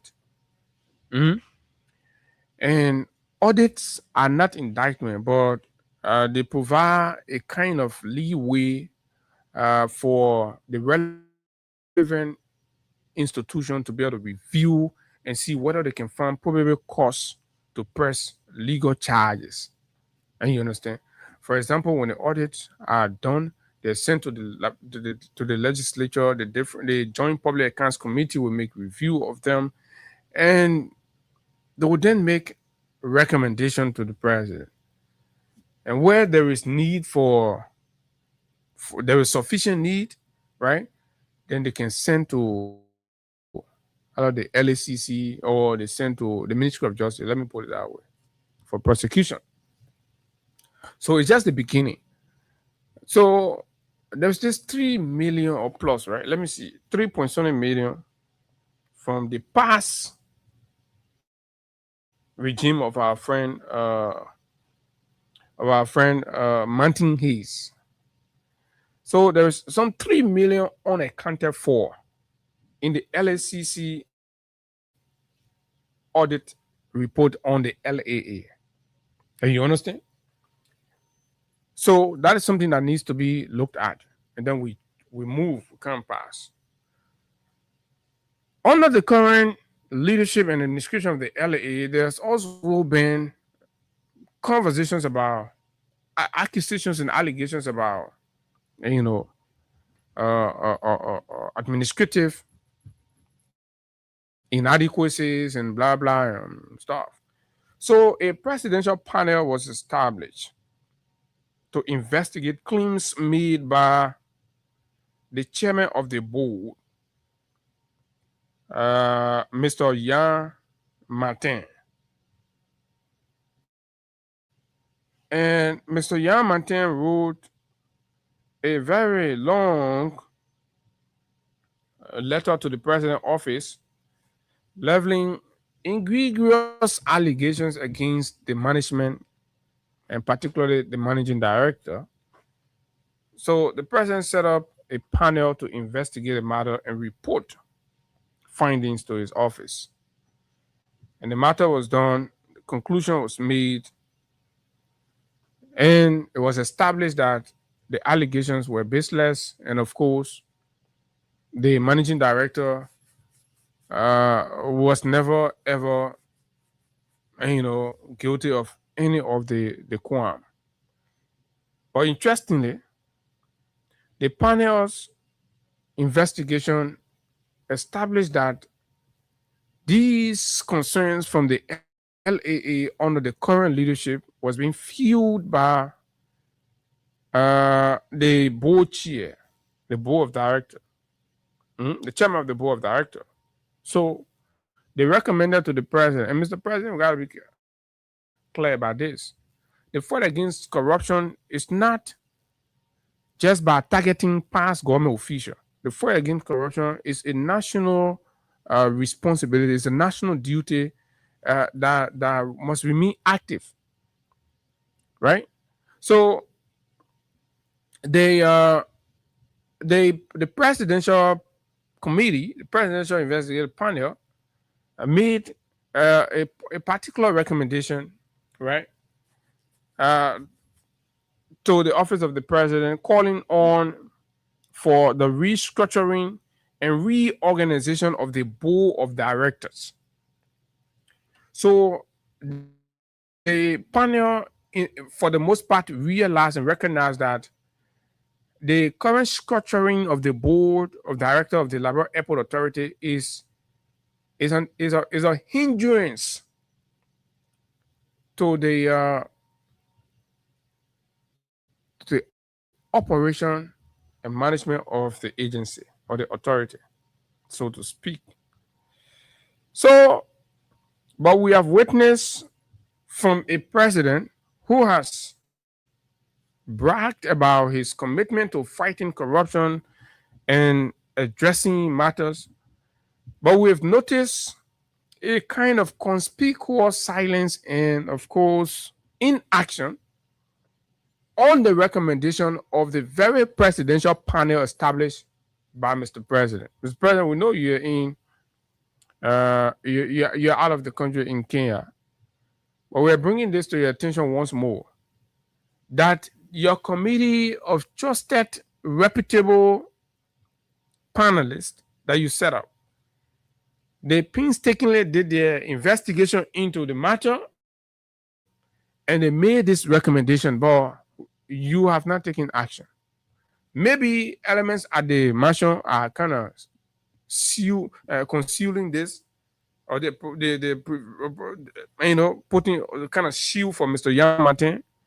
And we must learn as a republic to get negatively infested individual from our public bureaucracy, because these are the bad apples that seeding seeds of dangerous discourse and just fermenting, corruption and all of that, and hiding behind partisan rhetorics and partisan sentiments and all that. Now, in the panel's recommendation, it says, in light of the panel's findings regarding governance failures, it is recommended that the board of directors leadership be reassessed immediately. But we've not seen that happen. There's no indication of that. And people like us, we don't want to be the regular Liberian media people where you just toss on it, you move from there, you forget about it. We are committed to change. So when we see somewhere, we go for it.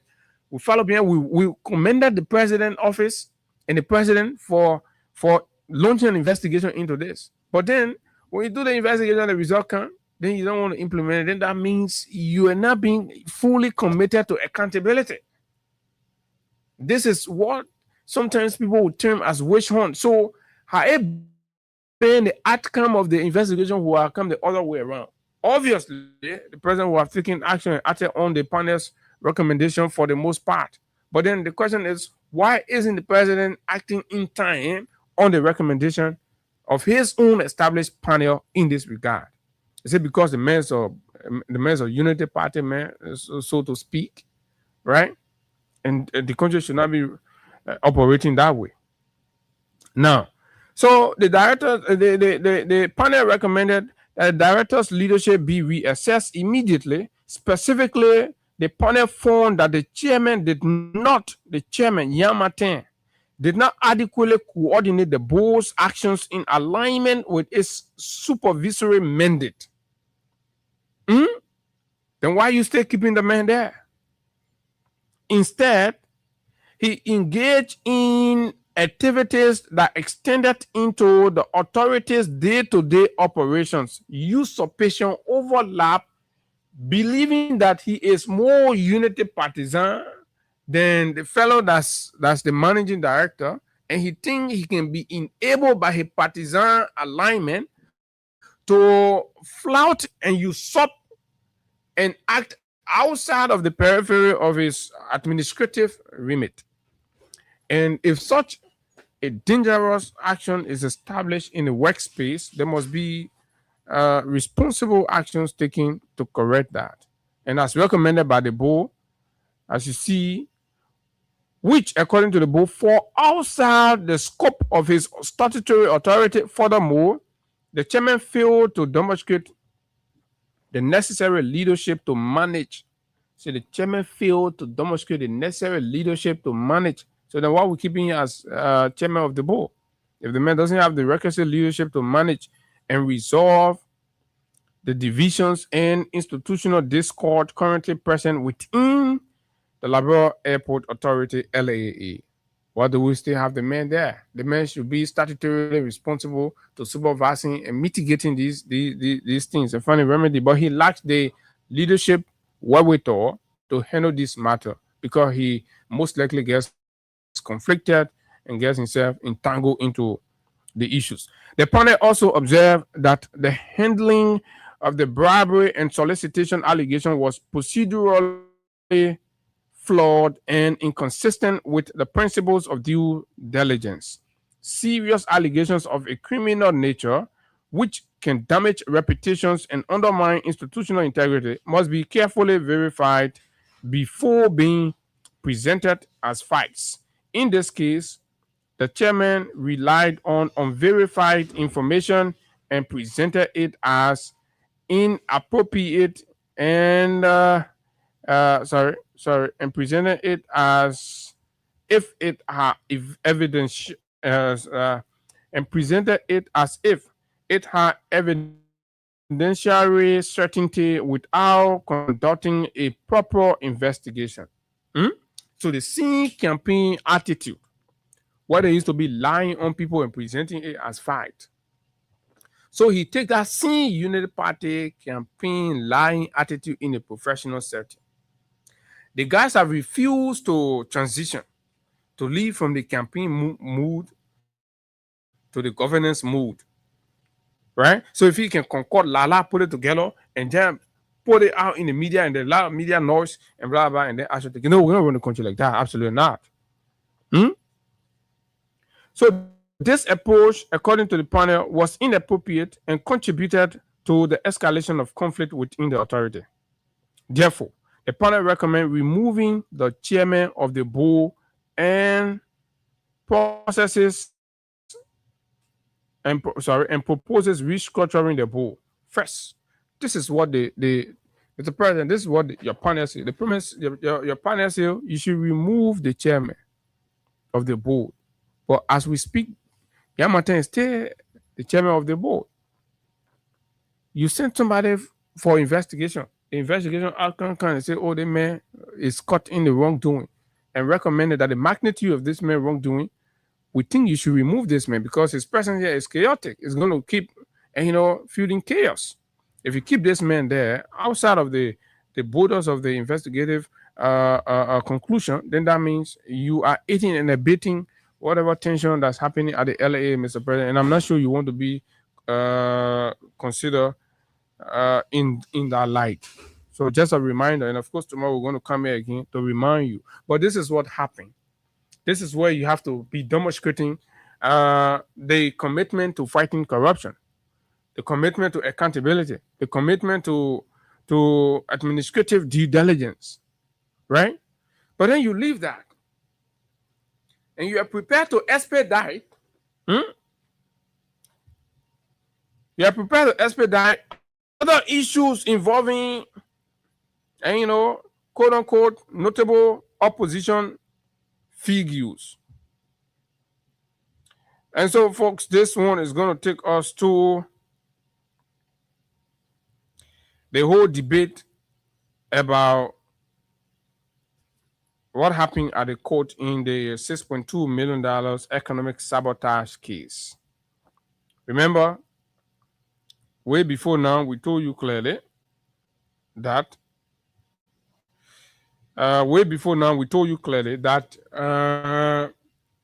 the government of Liberia arguments were very weak. They were not sufficient to convince any reasonable jury to rule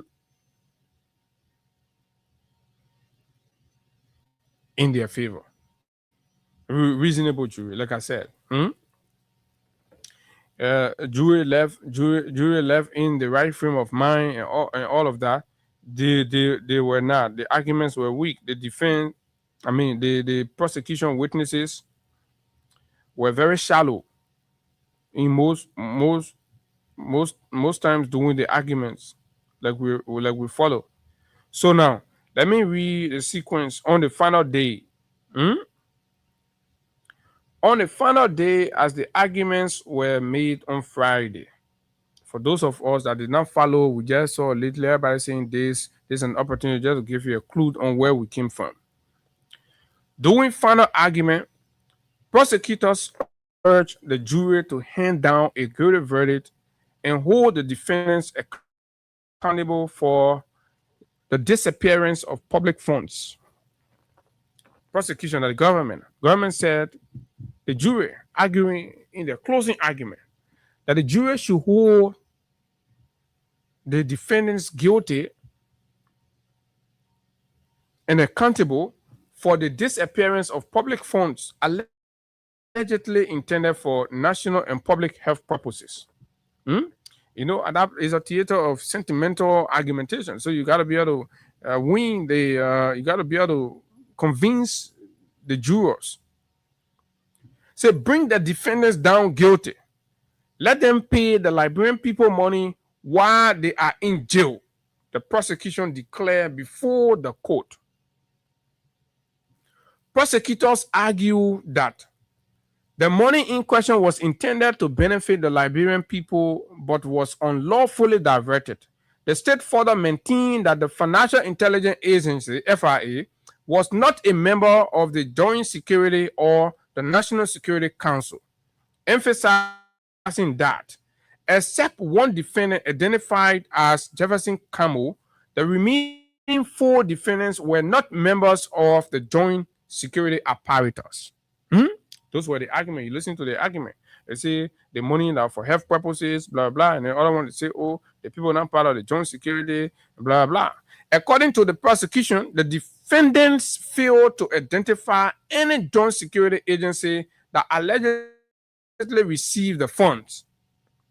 That's according to the prosecution. The prosecution says Samuel Toy and the rest of the other people did not show any joint security account. For them, the argument is they did not show any joint security account. They don't care what other account they show, but the fact that they don't show any joint security account, right, or agency they consider within the periphery or the perimeters of the joint security, setup, then so state lawyers argued that evidence presented throughout the trial, including bank statements and financial records, clearly showed the movement of money from government accounts to the FIA without proper accountability. They say people that argue that money, they say defense did not show any joint security account, but they argue that the bank statement and financial records that they view as evidence show clearly the movement of money from the government of Liberia account to the FIA account, the FIA, which is also a government institution and all that, but without proper accountability. The prosecution also referenced testimony surrounding the Liberia Anti-Corruption Commission investigation report, which states that former FIA controller Moses Cooper allegedly failed to provide a credible explanation regarding the handling and distribution of the fund. They say the LACC investigation established that Moses Cooper did not show credibly or explain reasonably regarding the handling and distribution of the money. So the prosecution felt that was a ground to hold the defense accountable for the disappearance or the lack of accountability of the 6.2 million. According to the prosecution, Cooper initially claimed the money was turned over to members of the joint security team whom he could not remember. However, prosecution said a subsequent communication indicated that the funds were allegedly given to an individual identified as Theophilus Lamy. Lamy later testified in court and denied ever receiving the money from Cooper. Prosecutors further argued that former FIA officials and joint security members failed to properly account for funds allegedly totaling over 1 billion LD and US 500,000 intended for security operation. Now, listen to the defense final argument. Defense questioned the state evidence in the US 6.2 million trial. Listen to the prosecution, right? We're coming down slow. Defense lawyers in the US 6.2 million economic sabotage case mounted a strong challenge against a defense that means that Samuel Tweeden. Y'all listen to the first one I read that the government people that were talking. Samuel Tweeden people. This is a summary of what happened in the court. So, defense lawyers in the US 6.2 million economic sabotage case mounted a strong challenge against the prosecution's evidence during closing arguments before jurors at the criminal could see what was the argument that they proffered.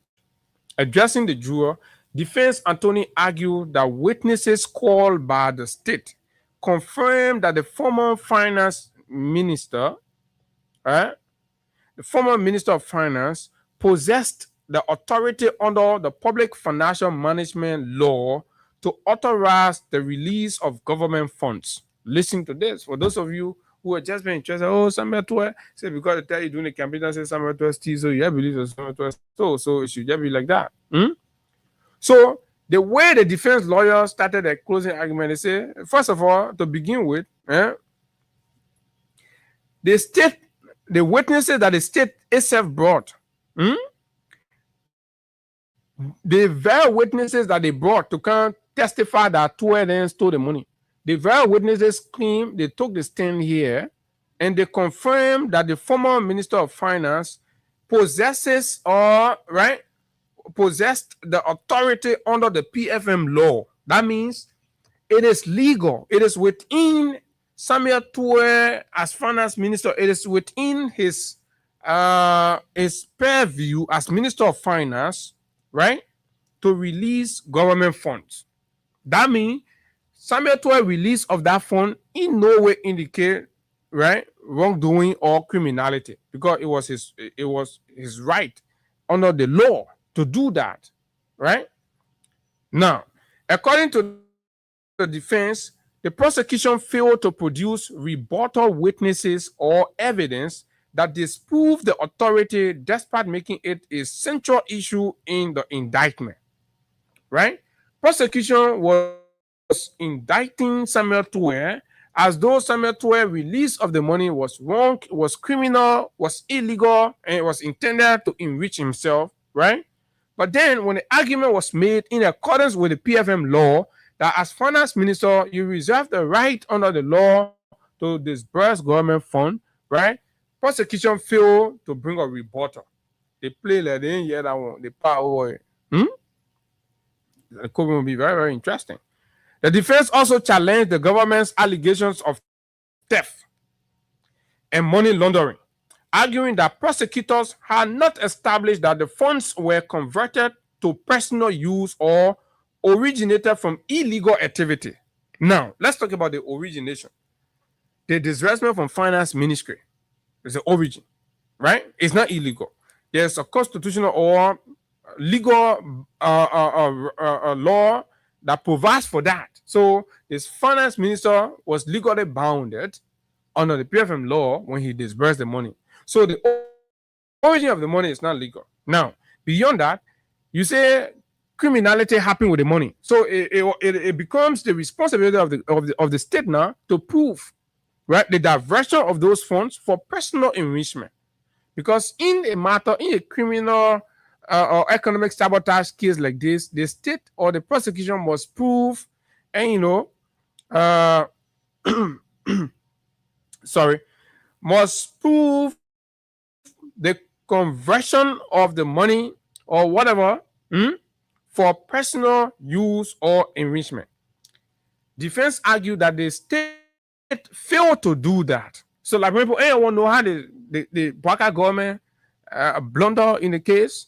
They made wildcat allegations that they could not substantiate with prima facie, or they could not even convince the laymen, because the jurors are laymen, right? These are not lawyers. They could not convince the laymen, just to imagine.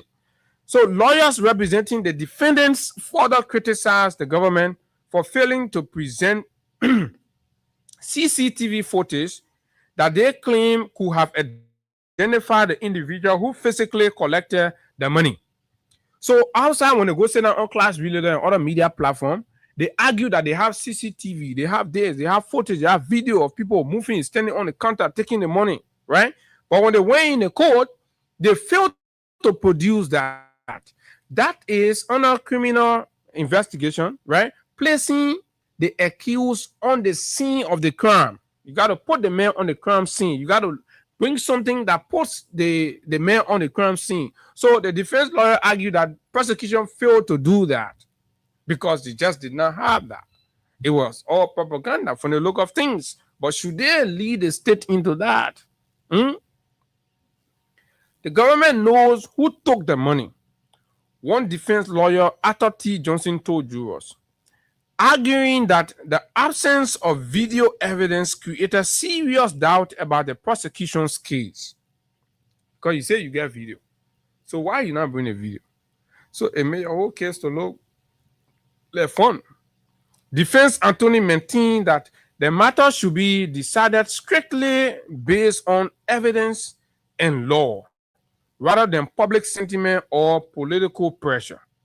They warn jurors against relying on assumptions instead of proving facts. Don't assume here, bring the facts. Right? And the jurors are supposed to evaluate the facts and make decision. The defense additionally argued that if the prosecution truly intended to establish guilt beyond a reasonable doubt, investigators who have produced surveillance footage and other direct evidence linking the defendants to the alleged theft. Linking the defendants to the alleged theft. That's what I talk about, putting them on the crime scene. Government didn't do that. And I know a lot of you are so very frustrated because you heard a lot of news, you heard a lot of things about, oh, somebody told this, corrupt. So you ready to have come to this point. Now, let's come to the outcome. So when they finish making this argument, it's time for the jury to deliver the verdict. Jury deliver a mixed verdict. Right? Now, in the verdict of the jury, right, Tue Cooper got acquitted. The court orders retrial for the other people based on the appeal. A 12-man juror at Criminal Code C returned a mixed verdict in the ongoing US $6.2 million economic sabotage case involving 5 former officials of the administration of the former President George Manawia. The juror found former Finance Minister Samuel Tue and former Financial Intelligence Agency Controller Moses Cooper not guilty of the charges brought against them. 2 very important: the source of the money and the receiver.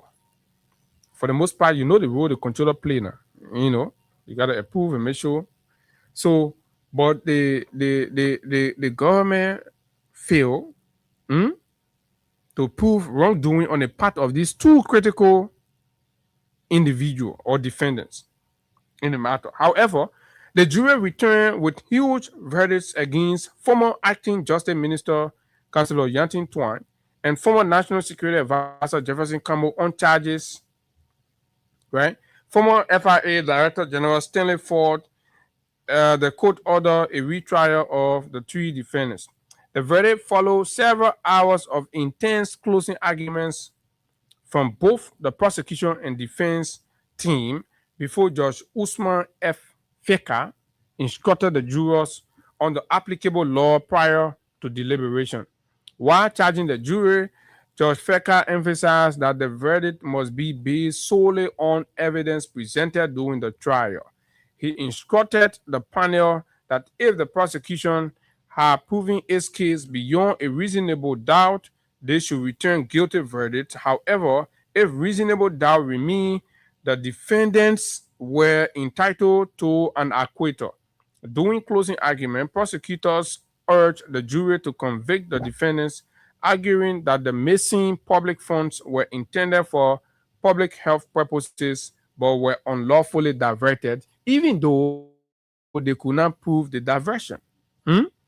Bring the defendants down guilty. Let them pay the Liberian people money. State lawyers argue that financial records and bank statements introduced during the trial demonstrated that large sums of money were transferred from government accounts to the Financial Intelligence Agency without proper accountability.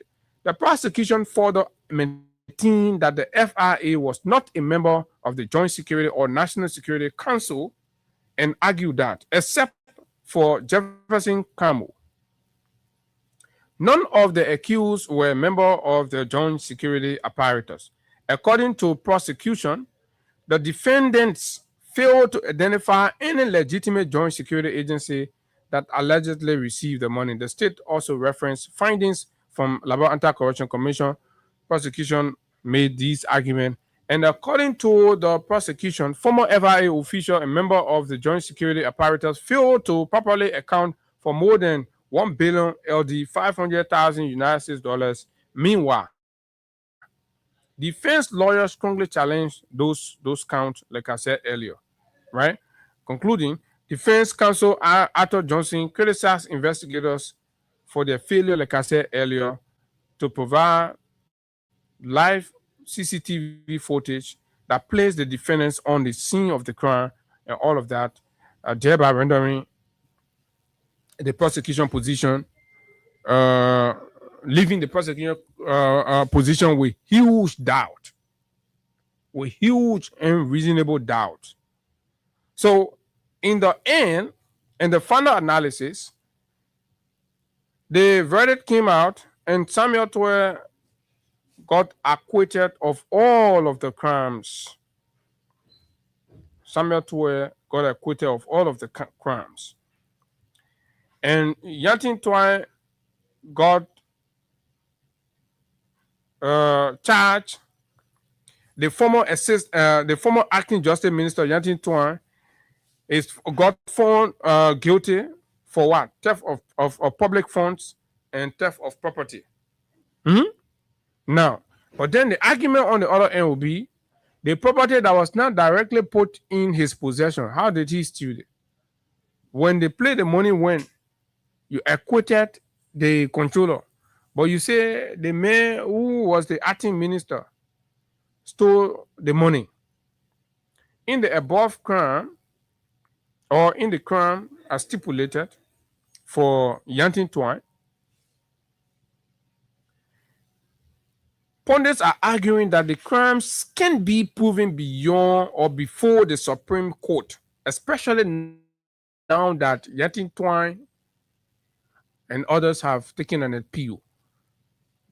When you go to the Supreme Court, then you have to prove how Yantin Twe stole the money. You have to prove that. Then you come to Jefferson Camo, former security advisor, and Stanley Ford, former director general of the FIA. They will be set free for the most part in the wisdom of people who have reviewed this matter, right? Say that when you say Jefferson Camo and Stanley were found guilty of criminal conspiracy and facilitation, that means they conspired and facilitated, right, somebody in the commission of the crime, but that person that you have not found. But we all know that the former Justice Minister Yantin Twe was not the FIA director and the controller. But you say he is the one that stole because you charge him for theft of property. And then you say Jefferson Camo and the FIA director, they conspire and facilitated Yantin Twe to steal. But then the money was sent to FIA account. So it's a difficult thing that a prosecution will have to go and explain properly, right? And besides, this man was acting justice minister. He wasn't managing the FIA bank account. Neither is he a signatory to CBL check. So how did you hold the man? On what ground? It's possible, like many people have said, when the counselor went there, he argued as a lawyer, and so he kind of missed because it's about reasonable doubt. But now they will go to the Supreme Court. The Supreme Court will look at it, and the chances are that the people will come out. So different lawyers have been sharing their thoughts on what happened, sharing their opinions on what happened. And I'd like to share with you this one from our young brother, Melvin Jackson. He's a courtroom reporter. He followed it all through on what he thinks about everything that happened over there.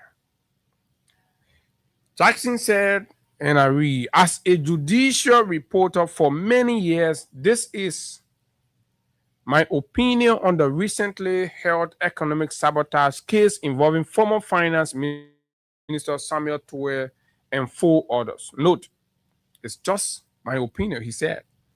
The verdict in the high-profile U.S. 6.2 million economic sabotage case involving Samuel D. Toure Jr. and 4 former officials has emerged as one of the most legally and politically consequential judicial outcomes in recent Liberian history.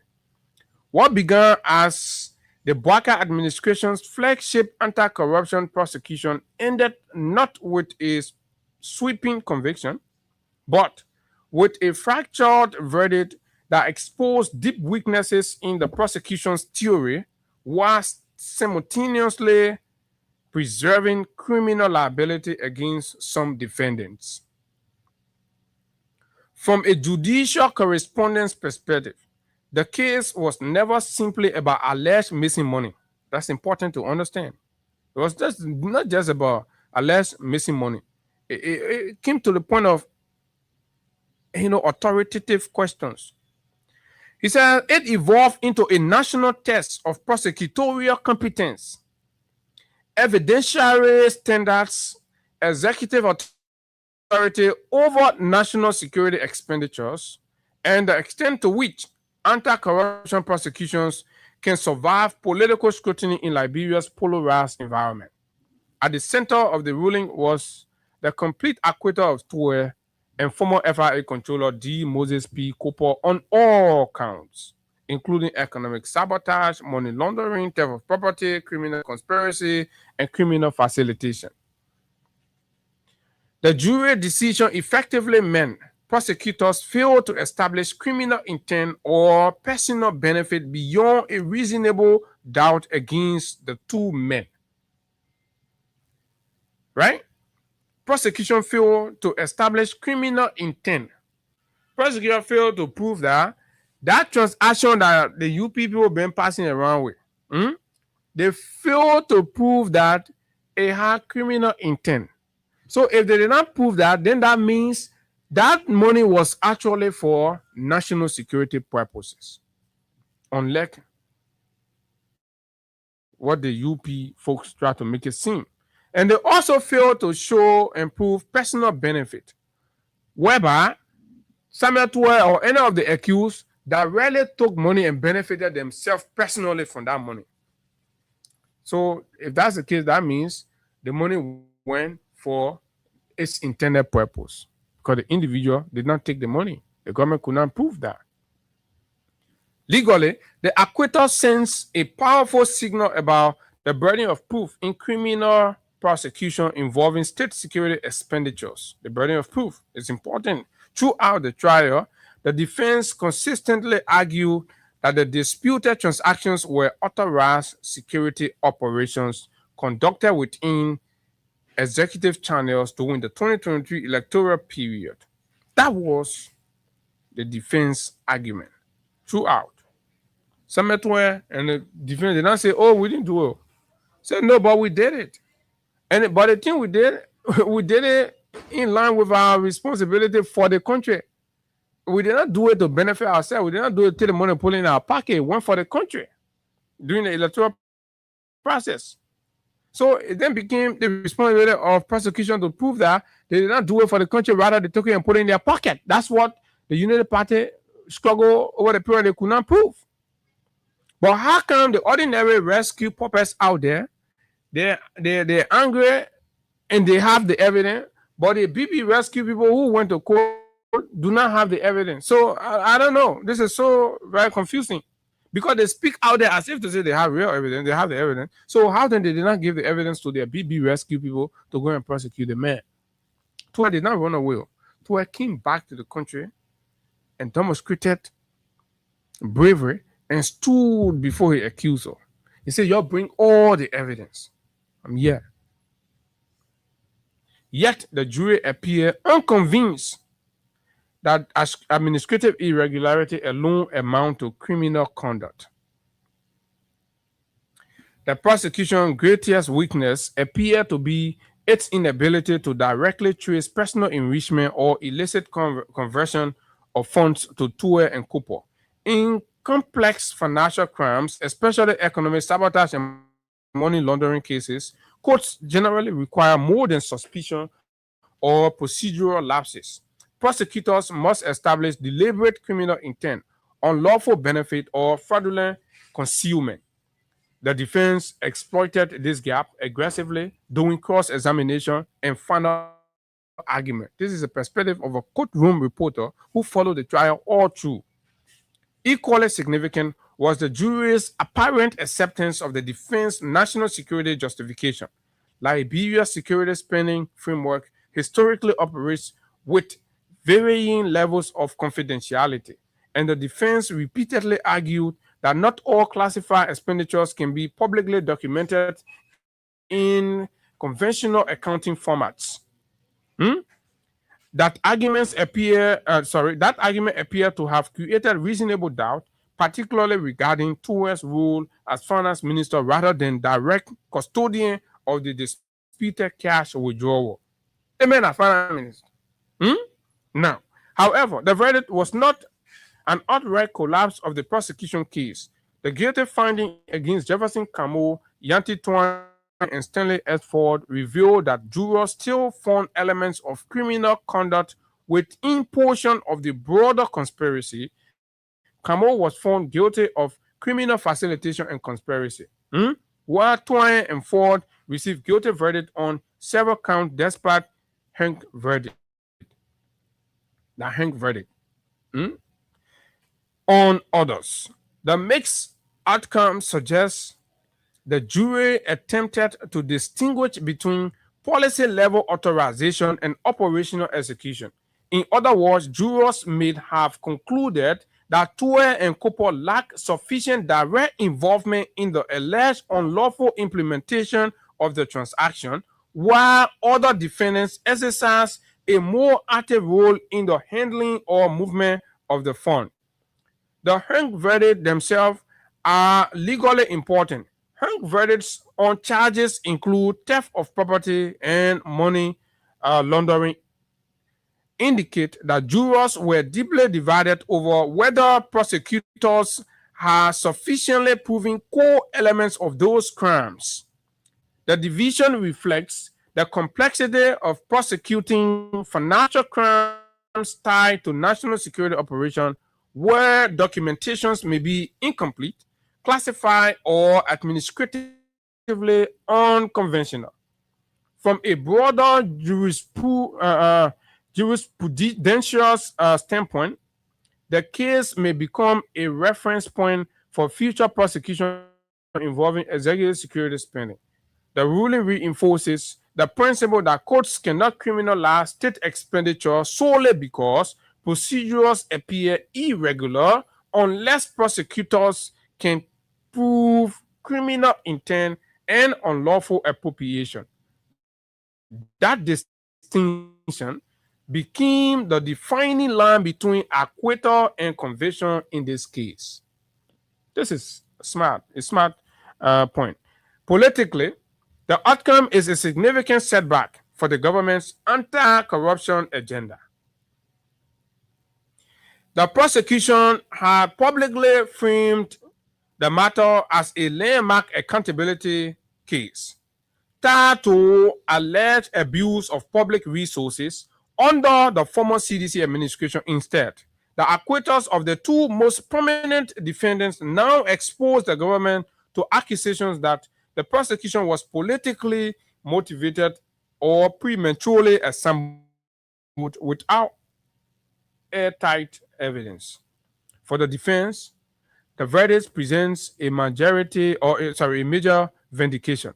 Supporters of the former officials immediately portray the outcome as proof that the case was driven more by political optics than prosecutorial merit. The celebration outside criminal could see follow the verdict underscored how politically charged the proceedings had become. Still, the legal battle is far from over, right? According to court reporter Melvin Jackson. Both prosecution and defense teams reportedly noted exceptions to a portion of the verdict, signaling likely appeals and possible retrials on the hung counts. Judge Usman Fekar is also expected to address sentencing and unresolved procedural matters in subsequent proceedings. Ultimately, the case leaves Liberia's justice system facing difficult but necessary questions. Can anti-corruption prosecution involve state security expenditure be effectively pursued without clearer financial oversight laws? Did prosecutors overreach by relying too heavily on circumstantial administrative evidence, or did the verdict simply reaffirm the enduring principle that criminal convictions must rest on proof beyond reasonable doubt rather than political expectation? Whether the answer, Samuel Toure economic sabotage trial has already secured its place as one of the most consequential and divisive criminal proceedings in Liberia post-war judicial history. Now, part of what that fueled most of the sentiment were statements made by the government's chief prosecutor, the Solicitor General, Councillor Augustine Fire. You all remember when Augustine Fire announced that the case was over and this was going to be the shortest and prosecution stuff. You remember that time, Augustine Fire? I'm trying to get the video, right? So when the man, who is the lead government prosecutor in this light, made comments like that, it paints a more politicized picture than a serious judicial process that follows, and they lay down requirements and all of that. I'm trying to get the Augustine Fireman stuff I can. So the Samuel Toure case happened, and there's been mixed reactions. A lot of people are feeling down. People feel like, oh, the state did not do well. And I see other people blaming the jurors, and some other UP apologists are risking the security of the jurors and exposing them and calling them name. No, they did an excellent job. They acted in accordance with what was presented to them, and they made a decision. They are not a politician. And again, I like to play and agree with Dylan when he said this, and then we'll open the phone lines right after that. We're not going to do too much opinion about this thing. The records are clear. And on the argument as to, re-indictment, this, that, it is not most likely possible with what we've heard from lawyers in the case of Samuel Toure and the controller of the FIA, because they have been acquitted. So you can go back on them. That will be equal to double jeopardy under our law, right? So you have all of the time to do what you have to do. And somebody say, oh, when the other people go to the Supreme Court, if something happened, then they'll bring Samuel Toure and back. No, that's separate verdict. A joint trial, but the verdict came, everybody get their own verdict. So you can't hold the other man and bring the man back when the man have already been acquitted. So Mr. Toure is free and free. And we have to go past by that. But here's what unity partisans who have preferred. That based on their feeling, the way they feel about Toure, the way they see him, the way they feel about the CDC, that hold the man and put the man in jail. That's not how our laws are developed. That you just grab anybody, you just put them behind bar. And that's why you have to go to the court. That's why every time we're encouraging people, you get issue, you go to court. So listen to Brother Dylan on this. That one can convict people. Let me repeat. I know you look at your time. My circle extend it that small. By your feelings or sentiment. Nobody that go to court say I feel that they messed up for me. That feeling you carry to court again when how you feel about that person again when case. evidence proving beyond reasonable doubt, especially in criminal case. That one can win case. That one can convict people. Let me repeat. I know you look at your time. My circle extended time small. Because me, evidence, you listen to all the arguments that I read. That's why I took my time to read all these things to tell you and give you a picture of what happened in the court. What they did not do, what they did. How the prosecution, fumbled, and how defense took advantage and capitalized on it. And what the juror felt wasn't convincing, and what they consider, and that's how we got here. But yeah, outside there, you say, because you feel something to that rule, so the juror should just ignore the law and just go by your feeling and hold the man when your very government like accuse something to and every other person. And this is a big blow. I do not think this is outrightly, a slap or it kind of demoralizes the government's anti-corruption fight. No. Because the basis of this proceeding was flawed. So this is not a genuinely constructed, criminal prosecution. It was generally an emotionally, sentimentally developed and orchestrated political prosecution process that got nipped, and we cannot. So what this should tell the government is start to do things evidentially. Take your sentiment out of it, because for as long as this country will remain, running as a country of law, you cannot hold anybody. Even in the greatest right case, I'm told there's a big slap coming for them again. You're going after people based on your campaign rhetorics. You're not even building sufficient case. So who told you that because during campaign time, Bwaka wanted to be president and Stanton Waterspoon and Yeke Kolubane were saying all kinds of things? That means they were telling the truth. We were here educating you at that time, but you branded us and called us liars. Today, you see, some of us, we get nothing, but we feel proud of where we stood in history. And today, the facts are coming out. Because you all made it to look like we're ignorant, insensitive to what happening country. Whereby we were actually painstakingly following issues in the country and we're arguing in lines. Right? With what is right and what is wrong. When other people just believe that we should have just joined the bandwagon and just start making up. Thank God I need not in the history for those who peddle all those media propaganda and lies. Now it can be proven in court. 0776 104 104 086 500 104 plus 231 86 500 104. On this Monday, the government is walking the streets with bloody nose, disgrace, shame, and embarrassed to Samuel Toy. Right? You bring that man, you call them man, all kind of names.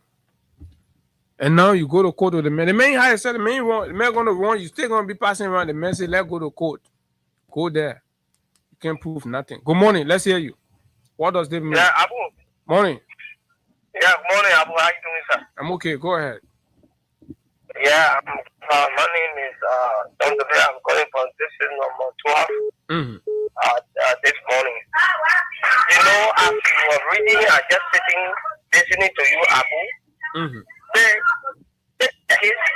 The government, Abu, the people pump millions of dollars. Only they want them for 12 to be prosecuted according to their own word or their own mind. Because they told them that the people that they say the government is involved, 12 took the money, he gave it to we are 12 took the money, he paid economy, not 12 took the money, he put it in account, then talk what else was saying, all kinds of things here. Now, so to put the people to tell the people that what was saying is true, we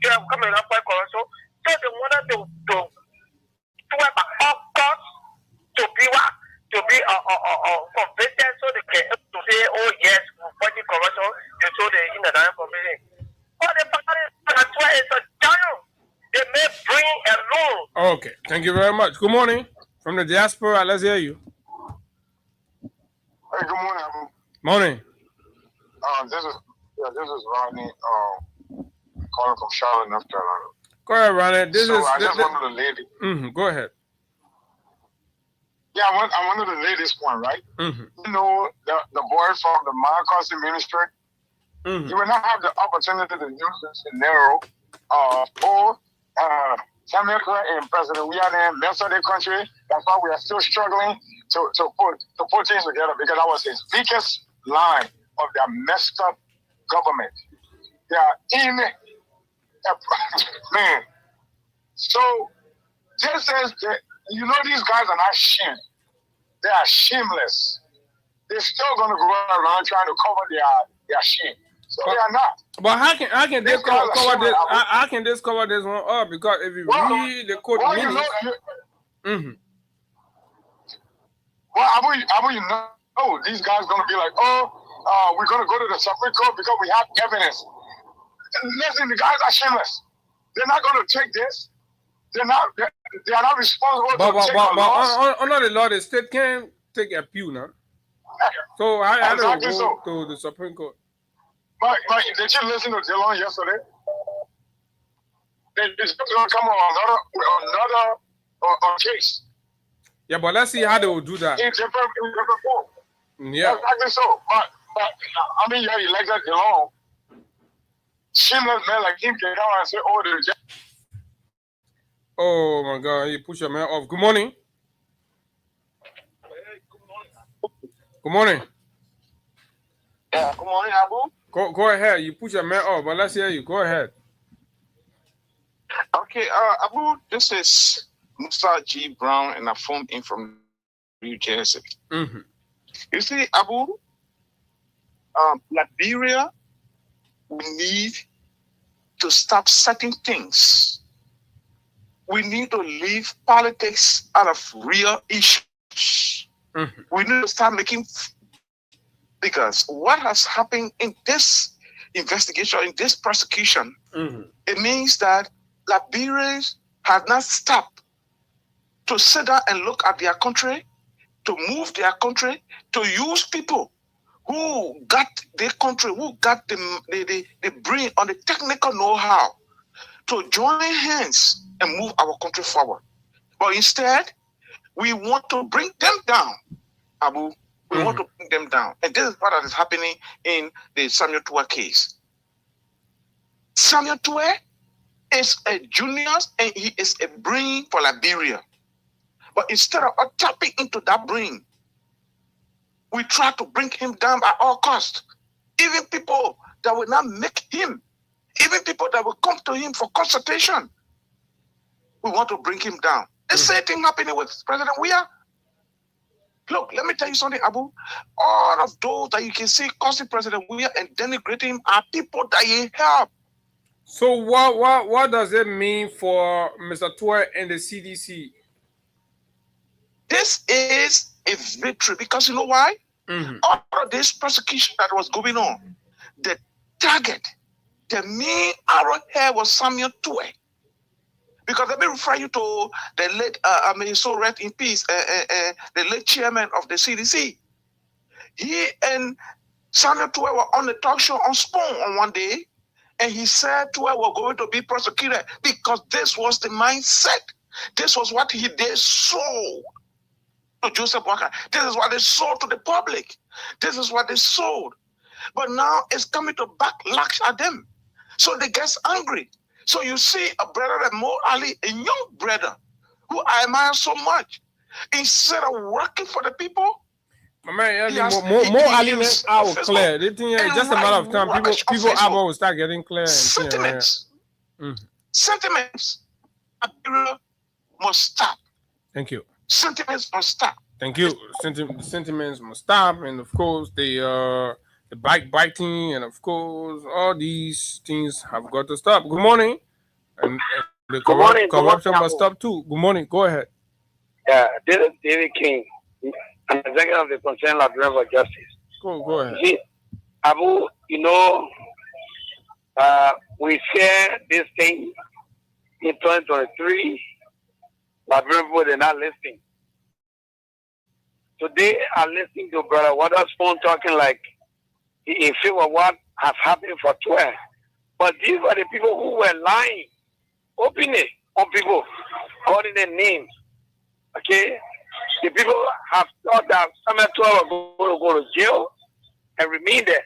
The entire plan was to put McGill, some 12, Pinabono, people had a listing to put these people in there so that when we come to go to election, we'll have nobody to talk. It was all done because of political reason.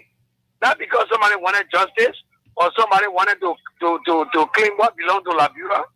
But you have been proven by those jurors that there's a 12 and the controller of the FIA were in no wrongdoing.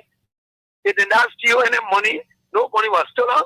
But it were all lies from people like Dillon, the Waterspoon, the Costa, and you name the rest of them. So what that means for the CDC? It means all of the allegations or the issues about CDC or corrupt or stealing money, those are lies because your finance minister has been acquitted. Yeah, it's a lie. But let me say this to you. Let me say this to you, Abu. Mm-hmm. It is. We don't have midterm election in this government, but this is our own midterm election. We are defeated the United Party by the judicial means of this country, show to them that whatever they say against the CDC, these were lies. Like President, we are saying we were moving ahead in the new era. Joseph Boga has taken us back in the whole era. So Liberia people should wake up now and know that they failed rescue government going nowhere with a lie. Nothing was done here wrong. We're helping Liberia people. They have come to steal and they are stealing. And 2029, we got to change it and bring back the CDC. Thank you. Okay, all right. Thank you very much. Okay, let's see whether this one acquittal is enough to bring back the CDC. Good morning. Good morning, veteran. Morning. This is the common chairman. I'm T1P Willie. I represent the concern Liberia for Justice. Mm-hmm. We don't go to court with political feelings. We don't go to court to please our political base after, gaining into chicanery and shenanigans. We go to court on the basis, on the backdrop of evidence and fight. Adjudication process deal with evidence and fight, not political feelings. Mm-hmm. So if you went to get a narrative of your political feelings from the court, you don't want to get it. Because I will get wrong way back here, so this is a general to all the father minister on that panel, the national security. He did make sure those were his team. They were trying to bring a quarter verdict, but behind the scene, God being God, punish them and gain their own father minister. Okay, and I'm going to go now. So, good morning. Oh my God, you coming spot right here. Morning. Yeah, good morning, sir. Morning, go ahead. This is Chief Moses Wakuri, and I'm calling you from Rafia, our resident. Mm-hmm.